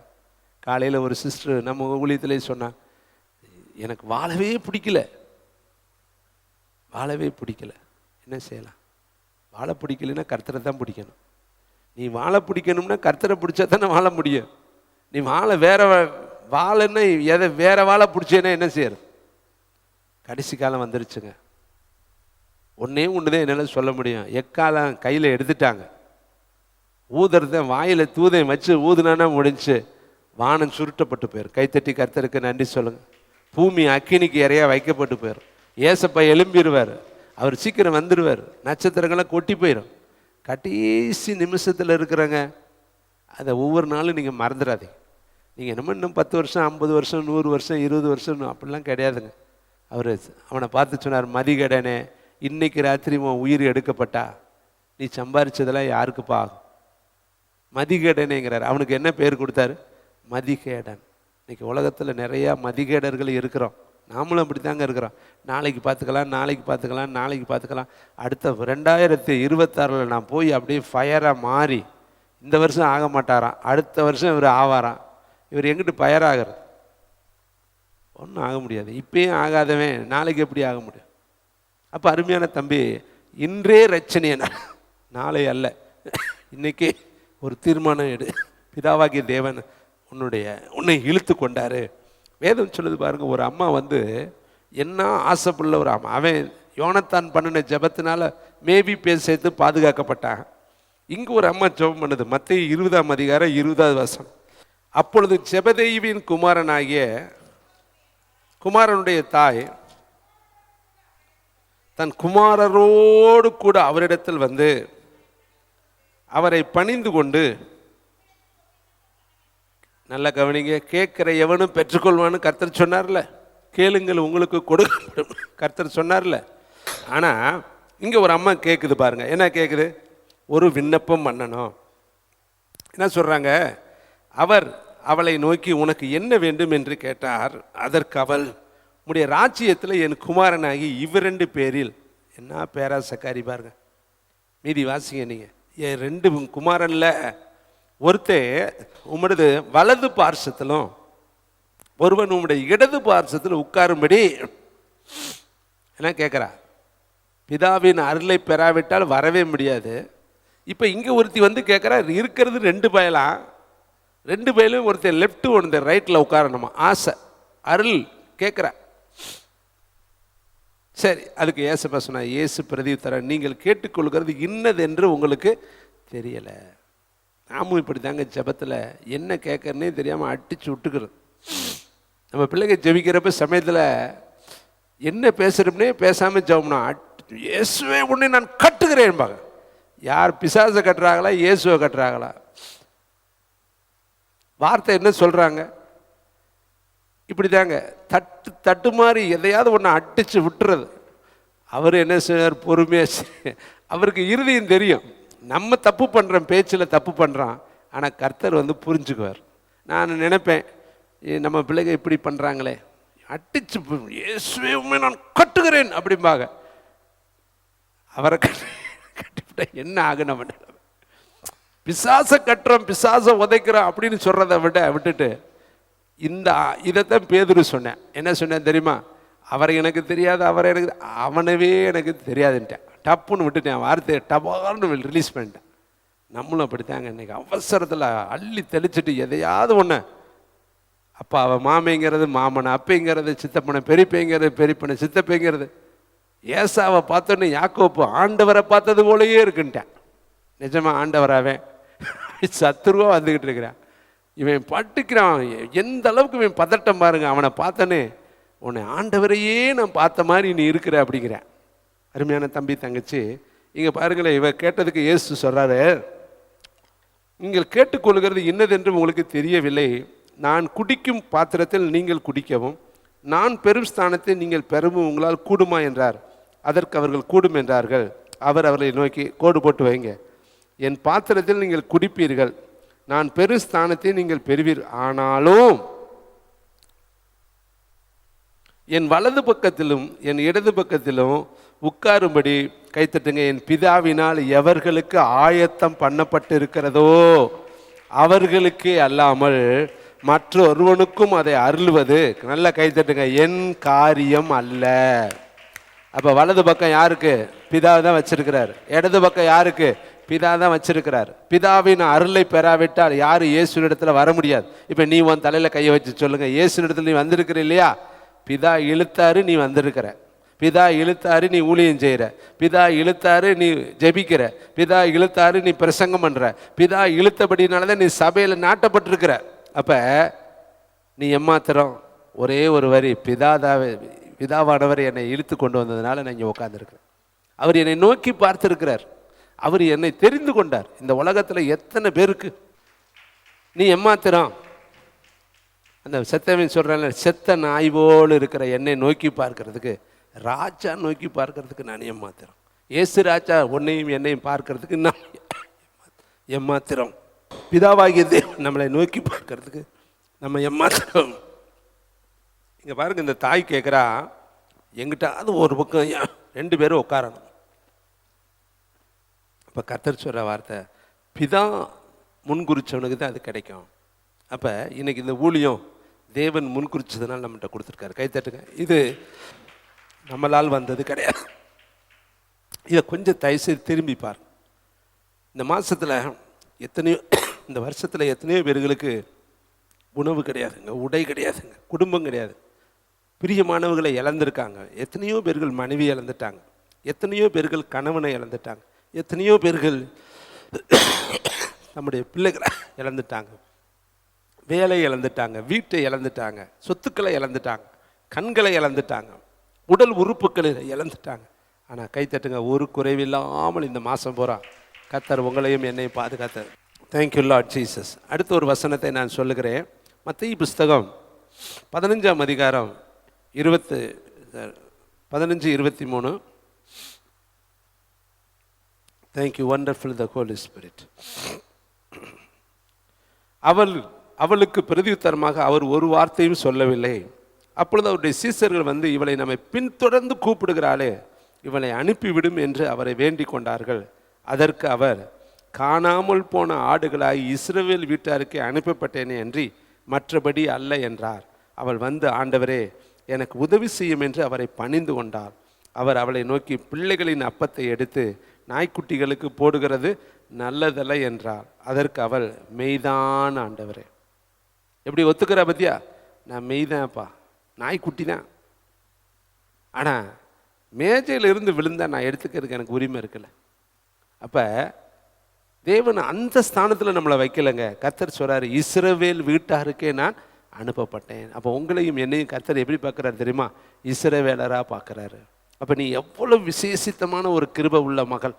அப்போ இந்த நாடில் உன்னை இப்படி கர்த்தர் வைத்திருப்பதற்கு நீ எம்மாத்திரம்? நீ முதல்ல அதை உணர்ந்து பார். உன்னை கர்த்தர் நோக்கி இவ்வளவு பெரிய உலகத்தை படைச்சவர் உன்னை பார்த்துருக்கிறாரு. இவ்வளோ பெரிய உலகத்தை படைச்சவர் உன்னை இழுத்துருக்கிறாரு. இவ்வளோ பெரிய உலகத்தை படித்தவர் உன்னை இஸ்ரவேலராக பார்க்குறாரு. இவ்வளோ பெரிய உலகத்தை படிச்சிருக்கிறவர் உன்னை நம்பி ஒரு ஊழியத்தை கொடுத்துருக்கிறாருன்னா நீ எவ்வளோ பெரிய கிருபை பெற்ற மகள். அப்போ நீ ஆண்டவர் இடத்துல சொல்லணும், இதை பெற்றுக்கொள்ள நான் எம்மாத்திர ஆண்டவர். நான் அந்த திரும்பி பார்த்து பூரித்து போனேன். இந்த வருஷம் நடந்த ஊழியங்கள் 36 வருஷம் ஊழியம், 36 வருஷமும் நான் பிரசங்கம் பண்ணியிருக்கேங்க. இந்த இடத்துல இருக்கிற உங்களில் எல்லாரை விட எனக்கு கர்த்தர் அதிக கிருபை பாராட்டியிருக்கிறார். ஒன்றுமே தெரியாமல் இருந்த எனக்கு தேவன் எவ்வளவு பெரிய ஸ்லாக்கியத்தை கொடுத்துருக்கிறார் பாருங்க. வாரந்தோறும் பிரசங்கங்க, எத்தனை பிரசங்கன்னு நினைச்சே பார்க்க முடியல. எத்தனை ஜனங்கள் தலையில் கை வச்சிருக்கேன் நினைச்சே பார்க்க முடியல. இதெல்லாம் பிறப்பிலேயே கர்த்தர் அப்படி தெரிந்து கொண்ட ஒரு காருண்ய கிருபைனால இவ்வளவு நாள் என்னை ஓட வச்சிருக்கிறார். அதே மாதிரி உங்களுக்கும் கொடுக்க அவர் யாராக இருக்கிறாரு? வல்லவராக இருக்கிறாரு. இன்னும் பாருங்களேன், வேதம் சொல்லுகிறது, ரூத்து புஸ்தகம் 3ஆம் அதிகாரம் 9வது வசனத்தை நான் உங்களுக்கு நினைவுபடுத்த விரும்புகிறேன். எல்லாரும் எடுத்துக்கொள்வோம். ரூத் எழுதின புஸ்தகம் 3ஆம் அதிகாரம் 2வது வசனத்தை எடுத்தவங்க வாசிக்கலாம். ரூத் 3:9 நீ யார் என்று கேட்டான். அவள், நான் உம்முடைய அடியாளையே ரூத்து, நீர் உம்முடைய அடியாள் மேல் உம்முடைய போர்வையை நீர் சுதந்திரவாளி. நல்லா கவனிங்க, ஒரு மனுஷிக்கிட்ட ஒரு மனுஷன் சொல்ற வார்த்தை, நீ யாரு என்கிட்ட வந்து விழுந்து கிடக்கிற. அப்ப அவ சொல்றா, நீங்க தாங்க எனக்கு சுதந்திரம், நீங்க தான் எனக்கு உரிமை உடையவர், உங்க போர்வையை மட்டும் என் மேல விரிச்சு என்னை உங்களுடைய வாழ்க்கையில ஒரு அங்கமாக ஏற்றுக்கொள்ளுங்க. இவ கிரியை செய்கிறா, போய் அவனிடத்துல தன்னுடைய வெக்கம் மானம், உலகத்தில் சொல்லுவாங்கள்ல, எல்லா காரியத்தையும் விட்டுட்டு அவள் போய் கேட்குறா, போர்வையை என் மேலே விரித்து என்னை சுதந்திரவாளியாக ஏற்றுக்கொள்ளுங்க. நான் இந்த உலகத்தில் ஒரு விதவையாக இருக்கிறேன், இந்த உலகத்தில் நான் கைவிடப்பட்டவளாக இருக்கிறேன், நான் வேறே இனத்துக்காரியாக இருக்கிறேன், வேறே தேசத்துலேருந்து இந்த தேசத்துக்கு நான் வாழ்க்கைப்பட்டு வந்திருக்கிறேன், எனக்கு இந்த உலகத்தில் யாருமே கிடையாது, நான் ஒரு அனாதை, எனக்கு தயவுசெய்து உங்கள் போர்வையை மேலே விரிங்க. எவ்வளவு கிரியை செய்கிற பாருங்க, எவ்வளவு பிரயாசப்படுறா பாருங்க. அவன் இருக்கிற இடத்த நோக்கி போகணும், காத்திருக்கணும், அவன் எப்பொழுது தூங்குவானோ அதுவரை வெயிட் பண்ணணும். அப்புறம் குறிப்பிட்ட நேரத்தில் உள்ளே போய் அவள் கேட்குற போர்வையை மேலே விரிங்க. இது இலகுவாக நம்ம படிச்சுட்டு போயிடுறோம். ஆனால் அதில் ஒரு பெண் இந்த காரியத்தை செய்யும் பொழுது எவ்வளவு அவளுக்கு தனிப்பட்ட விதத்தில் வருத்தம், சங்கடம், கூச்சம், எவ்வளவு தர்ம சங்கடமான ஒரு சூழ்நிலை. ஆனால் இப்படியெல்லாம் நம்ம கேட்காதபடி நீங்களும் நானும் இயேசுவை ஒரு காலத்தில் அறியவே இல்லைங்க. ஆனால் அவர் நம்ம மேலே போர்வையை விரித்து அழகாய் உங்களுடைய மகனாக மகளாக ஏற்றுக்கொண்டார். கைத்தட்டி கர்த்தருக்கு நன்றி சொல்லுங்கள். யோவான் புஸ்தகத்தில் எழுதப்பட்டிருக்கு, 15:16 நீங்கள் எனக்காக பார்க்கும்படி உங்களை கேட்டுக்கொள்கிறேன். யோவான் 15:16 எல்லாரும் எடுத்து வாசிக்கலாமா? தேங்க்யூ, வண்டர்ஃபுல் த ஹோலி ஸ்பிரிட். நீங்கள் என்னை தெரிந்து கொள்ளவில்லை. பார்த்தீங்களா, நீங்கள் யாருங்க தெரிஞ்சு கொண்டங்க? எங்கே யாராவது போய் நாங்கள் இயேசுவை கண்டுபிடிச்சோம், இயேசுவை நாங்கள் தான் தெரிந்து கொண்டோம்னு யாருமே இந்த உலகத்தில் சொல்ல முடியாதுங்க. இயேசுவை யாருமே நம்ம தேடி போகலைங்க, ஆனால் அவர் நம்மளை தேடி வந்தார். கை தட்டுங்க பார்க்கலாம். போவாசு ஒரு இடத்துல இருக்கிற ரூத்து தேடி போகிறான். நல்லா கவனிங்க, பழைய ஏற்பாட்டு காலத்தில் ரூத்து தான் தேடி போனான், ரூத்து தான் போர்வையை விரிக்க சொன்னான், ரூத்து தான் சுதந்திர வலையை ஏற்றுக்கொள்ளும்னா, ரூத்து தான் வெக்கத்தை விட்டு போனான். ஆனால் புதிய ஏற்பாட்டு காலத்தில் இயேசு சொல்கிறார், நீங்கள்லாம் என்னை தேடி வர வேணாம்ப்பா, அதே போவாசாக நான் இயேசு என்கிற ரூபத்தில் நீ இருக்கிற இடத்துல வந்து ஓ மேலே போர்வையை விரிக்கிறார். கைதட்டி, நீ என் சுதந்திரவாளி. பாருங்க, பல மதத்தில் பிறந்த பிள்ளைகள்லாம் நம் நடுவில் இருக்கிறார்கள். எங்கெங்கேயோ பிறந்த பிள்ளைகள்லாம் கர்த்தர் இன்னைக்கு கொண்டு வந்து அவருடைய குடையின் கீழே, அவருடைய அருமையான இரக்கத்தின் கீழே பிள்ளைகளை கொண்டு வந்து சேர்த்துருக்கிறார். பிறப்பு எங்கேயோ இருக்கலாம், வளர்ப்பு எங்கேயோ இருக்கலாம். நாங்களாம் 100% புறமதத்தில் இருக்கக்கூடிய இடத்துல தான் நாங்கள் பிறந்து வளர்ந்தோம். அங்கே உள்ள எல்லா கலாச்சாரமே எங்களுக்கு தெரியும். ஏன்னா நாங்கள் பிறந்ததில் இருந்து 24 வயது வரையும் அவர்கள் நடுவில் ஒருவராகத்தான் நாங்கள் இருந்தோம். அவங்களுடைய எல்லா பழக்க வழக்கங்கள், நடைமுறை, பாவனைகள் என்னென்ன செய்வாங்க எல்லாமே எங்களுக்கு தெரியும். ஏன்னா 1-2 வருஷம் கிடையாது, 24, எனக்கு 24 வயது வரையும் அவர்கள் நடுவில் நான் ஒருவனாக இருந்தேன். அங்கே இருந்த எங்களை தான் கர்த்தர் முத்தாக சொத்தாக தெரிந்தெடுத்து இந்த அருமையான ஊழியத்தை கர்த்தர் கொடுத்து நடத்தி வருகிறார். கைத்தட்டை தெரிந்து கொண்டார் பாருங்க. நான் அவரை தெரிந்து கொள்ளலைங்க, நான் அவரை தேடி ஒரு நாளும் போகலைங்க, அவர் என்னை தேடி வந்தார். உங்களையும் அவர் தேடி வந்தார். இங்கே இருக்கிற யாராவது ஒருத்தர் சொல்ல முடியுமா, நான் இயேசுவை போய் தேடி கண்டுபிடிச்சேன், நான் தான் அவரை கண்டுபிடிச்சேன்னு சொல்கிறதுக்கு யாருமே கிடையாது. அருமையான வெள்ளிமலை சாரை கர்த்தர் தெரிந்து கொண்டார், மேரி அம்மாளை கர்த்தர் தெரிந்து கொண்டார், சீனி அம்மாளை கர்த்தர் தெரிந்து கொண்டார், ஜோசப்பை கர்த்தர் தெரிந்து கொண்டார். இனி இங்கே இருக்கிற பாருங்கள், எத்தனையோ பிள்ளைகள் இங்கே இருக்கிறீங்க, பேரெல்லாம் பார்த்தா பயங்கரமாக இருக்கும். ஆனால் உங்களையும் கர்த்தர் தன்னுடைய மகனாக மகளாக தெரிந்து கொண்டார். இந்த வசனம் ரொம்ப கிரேட் வேர்டுங்க. நீங்கள் என்னை தெரிந்து கொள்ளவில்லை. இன்னும் பாருங்கள் 15ஆம் வசனம், இனி நான் உங்களை வேலைக்காரர் என்று ஊழியக்காரர் என்று சொல்கிறது. உங்களை வேலைக்காரனா அவர் பார்க்கவே இல்லைங்க, உங்களை கூலிக்காரனா அவர் பார்க்கவே இல்லைங்க, உங்களை அடிமையாக அவர் பார்க்கவே இல்லைங்க. நீ எம்மாத்திரம் உன்னை வேலைக்காரனா அவர் பார்த்தா தானே நீ வேலைக்காரன். என்ன சொல்கிறார் பாருங்க, ஊழியக்காரன் தன் எஜமானன் செய்கிற அறிய மாட்டான். கைத்தட்டுங்க பார்க்கலாம். நான் உங்களை, சத்தமாக சொல்லுங்க, சிநேகிதர், நேசர், நேசகுமாரன், நேச ஃப்ரெண்டு, உங்கள் பெட் ஃப்ரெண்டுங்க அவர். அவர் உங்களை சிநேகிதராக பார்க்குறாருங்க. ஆபிரகாம் எனக்கு சிநேகிதன். வேதத்தில் ஆபிரகாமைத்தான் கர்த்தர் சிநேகிதன்னு சொன்னார். நான் செய்ய போகிறதை ஆபிரகாமுக்கு மறைப்போம். சிநேகிதன் எல்லா காலத்திலையும் சிநேகிப்பானாங்க. சிநேகிதன் எல்லா காலத்திலையும் சிநேகிப்பான். நீ எந்த நிலையில் இருந்தாலும் ஏசப்பா உங்களை சிநேகிப்பார். நீ நல்லா இருந்தாலும் சிநேகிப்பார், நீ தள்ளப்பட்டாலும் சிநேகிப்பார், படுக்கையில் இருந்தாலும் சிநேகிப்பார், வியாதியாக இருந்தாலும் சிநேகிப்பார், கஷ்டப்பட்டாலும் சிநேகிப்பார். பாரு, இளைய குமாரன் தூரந்தேசம் போயிட்டான், மூத்த குமாரன் வீட்டில் இருக்கேன். சரி, தம்பி போயிட்டான்னு சொல்லி மூத்த குமாரன் என்னைக்காவது வருத்தப்பட்டானா? அப்படி வேதத்தில் இருக்கா? நம்மெல்லாம் மூத்த குமாரன், நம்ம எப்போ வர கைத்தட்ட பாட்டை பாட, மத்தியானம் நமக்கு அழகாக ஸ்தேவான் ஊழியத்துக்கிற சாப்பாடு சாப்பிட போக, நாங்கள் அங்கே போனோன்னே அடுத்து சாயந்தரம் ஊழியத்துக்கு முடியார பாட்டை பாட, கையை தட்ட, அடுத்த ஊழியத்தை முடிக்க, வீட்டுக்கு போக, காலைக்கு அடுத்த வேலை இருக்குது பார்க்க, சாயந்தரம் வர, இப்படி ரொட்டீன் ஒர்க்கு தான். சரி, எத்தனை பேர் போயிட்டானே, அவன் எங்கே இருக்கேன், எந்த குப்பத்தில் இருக்கேன், எந்த இடத்துல படுத்து கிடக்கிறேன், எந்த பன்றி மேய்ச்சிக்கிட்டு இருக்கேன், நம்ம அவன் என்னைக்காவது வரணும்னு என்னைக்காவது நமக்கு அந்த கவலையெல்லாம் கிடையாதுங்க. இருக்கிற ஆள் இருக்கானா ஓட்டுவோம் வண்டியை. ஆனால் அழைச்சவர் ஒருத்தர் இருக்கிறார் இல்லையா, தெரிந்து கொண்டவர் ஒருத்தர் இருக்கிறார், ரத்த சிந்தனர் ஒருத்தர் இருக்கா இல்லையா, அவர் மேலே இருந்து மாடியிலிருந்து பார்த்துக்கிட்டே இருப்பார், எப்படா வருவேன் எப்படா வருவேன். இவங்களும் போய் கூட்டிகிட்டும் வரமாட்டேங்கிறாங்க. இந்த ஓடுன ஒண்டாட்டிய அங்கே இருந்துக்கிட்டு எப்படா புருஷன் வருவான்னு அவன் அங்கே நின்று பார்க்க, இவன் யாராவது கூட்டிகிட்டு வந்து விடுவானான்னு பார்த்துருக்கீங்களா அந்த கதையை? கோச்சிட்டு இவங்க வீராப்பிள்ளையே போயிடுவாங்க.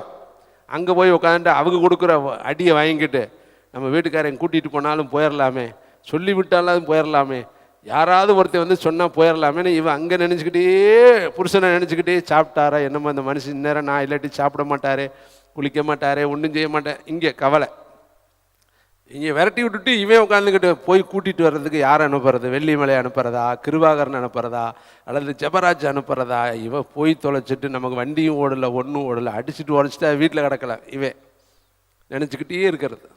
இடையில இருக்கிற தரகர் போக மாட்டேன், உனக்கு வேணும் உனக்கு வேணும், கடை 10 நாளைக்கு. இது மாதிரி மூத்தவன் வேலைக்கு போயிட்டேன், 50 பைசாவும் போயிட்டேன், எவனா எங்கிட்டு போகிறேன், நம்ம சொத்து பத்திரமா இருக்கணும். ஆனால் மேலே ஒருத்தர் ஏறி நின்று பார்த்துக்கிட்டே இருக்காரு. அவன் அங்கே திரும்பினா பாருங்க, ஒட்டமாக ஓடி அவனை தூக்கி பிடிச்சி முத்தமிட்டு கொண்டே வந்துட்டார். கை தட்டுங்க பார்க்கல, திரும்பினா போதுங்க. அவர் வெக்கப்படவே மாட்டார், கூச்சப்படவே மாட்டார், சங்கடப்படவே மாட்டார். அப்பா வீட்டுக்கு போகலான்னு அவன் சொன்ன உடனே தூரத்திலே கண்டாராம், ஓடினாராம், கட்டுனாராம், தழுவினாராம், முத்தமிட்டாராம், கொண்டுட்டு வந்தாராம். இவன் வஸ்திரமாக கேட்டேன், காதணி கேட்டானா, கழுத்தண்ணி கேட்டானா, செருப்பு கேட்டானா, சட்டை கேட்டானா, விருந்து கேட்டானா, இளங்கன்று கேட்டானா.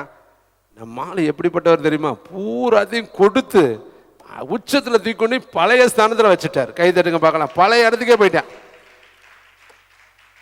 இந்த குணசாலையானவன் வர்றேன், அங்கேருந்து வரும் பொழுதே, என்னடா எங்கள் வீட்டில் ரேடியோ சத்தம், பெரிய பாட்டு சத்தம்லாம், கெட்டாவெல்லாம் அடிச்சு என்ன நடந்துகிட்டு இருக்கு? அங்கே பற்ற வைக்கிறேன், உங்கள் அண்ணன் தம்பி வந்துட்டானா, அதுக்காக உங்கள் அப்பா விழாக்கோலம் வச்சு பிரித்து எடுத்துக்கிட்டு இருக்கிறாருன்னு வந்துச்சு. இவனுக்கு கோவம், வர்றேன், நான் ஆரம்பத்திலேருந்து உன் கூட இருந்தேன்னு எனக்கு ஒரு கடா கொடுத்தியா, ஒரு மதிப்பு கொடுத்தியா, ஒரு விழா வச்சியா, ஒரு ஆடு அடிச்சியா, மாடு அடிச்சியா, இன்னைக்கு எல்லாத்தையும் இழந்துட்டு வந்தவனுக்கு செஞ்சிட்ருக்கிய. அப்போ சொன்ன, அவன் இழந்து போனேன்ப்பா, அவன் எல்லாத்தையும் விட்டுறேன், திரும்ப வந்திருக்கிறேன், நீ என் கூட சேர்ந்து சந்தோஷப்படு. இதுதாங்க அப்பாவுடைய இல்லை. கைத்தட்டி கருத்துருக்க. இப்போ உங்களை பார்த்து சந்தோஷப்படுவாரா, புதுசாக வந்திருக்கிறாளை பார்த்து சந்தோஷப்படுவாரா?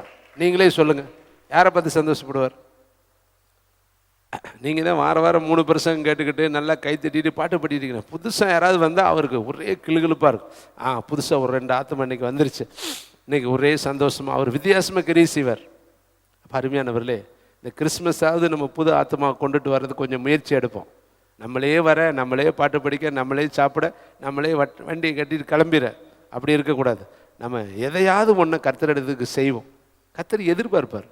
அவர் நம்மளை மாதிரி ஏக்கம் உள்ளவருங்க. அவர் நம்மளை யாராவது ஏதாவது ஒன்று புதுசாக செய்ய மாட்டாங்களான்னு அவர் எதிர்பார்த்துக்கிட்டே இருப்பார். இங்கே பாருங்கள், வேதம் சொல்லுது, நீங்கள் என்னை தெரிந்து கொள்ளவில்லை, நான் உங்களை என்ன செஞ்சுட்டேன், தெரிந்து கொண்டேன்னு சொல்கிறார். அப்போ எதுக்கு தெரிந்து கொண்டாரா? சிநேகிதராக தெரிந்து கொண்டார். ஏனெனில் என் பிதாவினிடத்தில் நான் கேள்விப்பட்ட எல்லாவற்றையும் உங்களுக்கு சொல்லிட்டேன். பார்த்தீங்களா, எவ்வளோ பெரிய பாக்கியம் நமக்கு.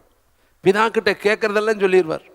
பிதா என்ன பேசிக்கிறாரோ அதை வந்து சொல்லிட்டு போயிடுவார். உன்கிட்ட வந்து மெதுவாக சொல்லுவார், இப்படிலாம் ரெடியாக இருக்குப்பா, ஆண்டவர் வரப்போகிறாரு, ரெடி ஆகிருப்பா, காலம் குறுகினதுப்பா, சீக்கிரமாக நான் ஓட போகுதுப்பா, எல்லாத்தையும் சொல்லிட்டு போயிடுவார். அருமையானவர்களே, அதனால தாங்க அவரோடு நம்ம நட்பாக இருக்கணும். அருமையான தம்பி தங்கச்சி, இன்னும் சில வசனங்களை உங்கள் மத்தியில் வைக்க விரும்புகிறேன். எனக்கு ரொம்ப வேதத்தில் பிடிச்ச ஒரு வசனம் இருக்குன்னா அது இந்த ஒரு வசனம் தான். எல்லா வசனம் பிடிக்கும், அதில் சில வசனங்கள் அப்படியே ரொம்ப மனசுக்கு இதமாக இருக்கும். சங்கீதம் 89:20 வாசித்து பாருங்களேன். சங்கீதம் 89:20 சேர்ந்து வாசிக்கலாமா? 726 பக்கம். என் தாசனாகிய, நல்லா கைத்தட்டி வாசிங்க, தாவீத எங்கெங்க கண்டுபிடிச்சாரு? எங்க போனாரு? அவனை கண்டுபிடிக்கிறதுக்கு அரண்மனைக்கு போனாரா? எங்க போனாரு? வனாந்தரத்துக்கு போனார். அவன் குடியிருந்ததே வனாந்தரம் தான். சிங்கங்களின் நடுவில் இருக்கிறேன். ஒரு விஷயம் கரடி வந்துச்சுங்கிறேன், ஒரு விஷயம் சிங்கம் வந்துச்சுங்கிறேன். வனாந்தரத்தில் ஒருத்தன் கிடக்குறாங்க, அங்கே போறாருங்க தேடி.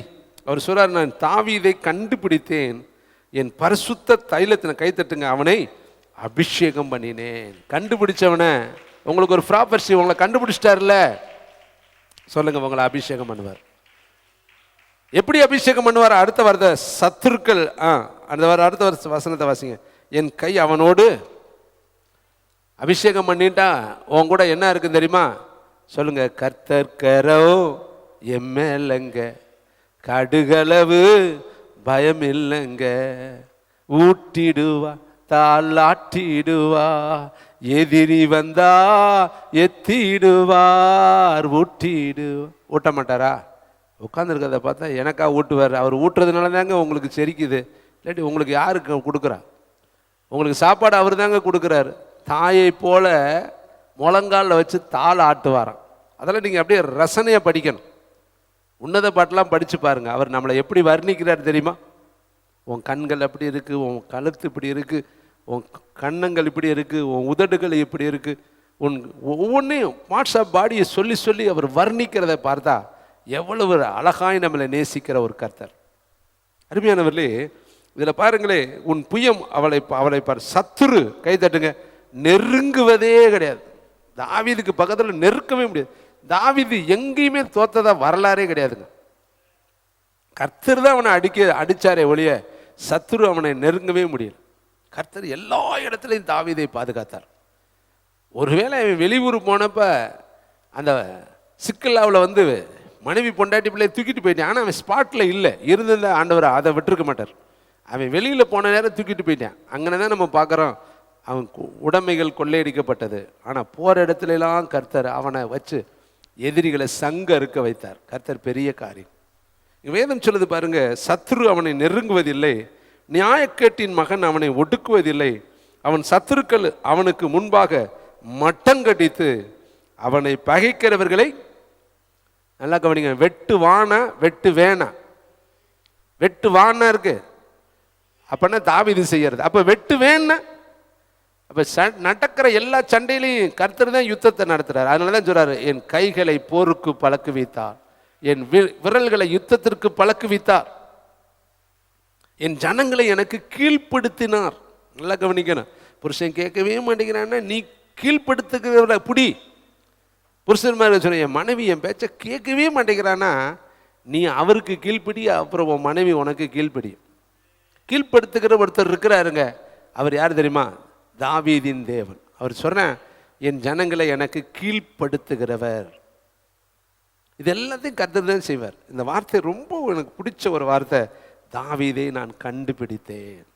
அப்ப தாவீது அரண்மனைக்கு போகலங்க, அரண்மனைக்கு கர்த்தர் தாவீதை கொண்டு போனார். கைதட்டி கர்த்தருக்கு நன்றி சொல்லுங்க. யுத்த களத்திற்கு தாவீதை கொண்டு போனார். கோலியாத்து தலையை துண்டிக்க கர்த்தர் கொண்டு போனார். சவுலுடைய ஆவியை துரத்த கர்த்தர் கொண்டு போனார். பெலிஸ்தீருடைய 200 நுனித்தூளை அறுக்க கர்த்தர் கொண்டு போனார். எங்க போனாலும் தாவீதை கர்த்தர் யுத்தத்தில் வெற்றி சிறக்க பண்ணினார். கர்த்தர் செய்தார். தாவீது செய்யவே கிடையாது. தாவீதால செய்ய முடியாது. அவன் யுத்த பார்க்காதவன், அவனுக்கு யுத்த கலைகள் கிடையாது. அவனுக்கு ஆட்டுக்குட்டி தான் மேய்க்க தெரியும். ஆனால் ஆட்டுக்குட்டி மேய்க்கிறவனை யுத்தத்துக்கு கற்றுக் கொடுத்தவர் யாரு? கர்த்தர். அரசாளக்கூடிய அந்த ஆளுகையை கொடுத்தவர் யாரு? கர்த்தர். அவ்வளவு பெரிய சாம்ராஜ்யத்தை அவன் ஒருத்தன் கட்டி காத்திருக்கிறான்னா அதுக்கு ஞானத்தை கொடுத்தவர் கர்த்தர். கைத்தட்டி கர்த்தருக்கு நன்றி சொல்லுங்க. இத்தனை சங்கீதங்களை இன்பமாய் பாடினானா. ஒவ்வொரு சங்கீதத்தையும் அவன் பாடும் பொழுது, அவன் எந்த காலேஜில்ங்க படித்தான்? தாவீது எங்கே படித்தான்னு இருக்குதா? பிறக்கல அவங்க அப்பையும் துரத்தி விட்டாங்க. பிறந்ததுலேருந்தே ஆட்டுக்குட்டி தாங்க. அவன் ஒரு நாளும் படித்து பாடசாலைக்கு போனான்லாம் இல்லைங்க. ஆனால் வாயிலிருந்து புறப்படுறது எல்லாமே வசனம் தாங்க. கர்த்தர் அவன் மேலே எந்த பரிசுத்தவானுக்கு இல்லாத ஒரு கிரேஸ் தாவீது மேலே கர்த்தர் வச்சார். கைத்தட்டி கர்த்தருக்கு அது மேலே உங்கள் மேலே வச்சிருக்கிறார்.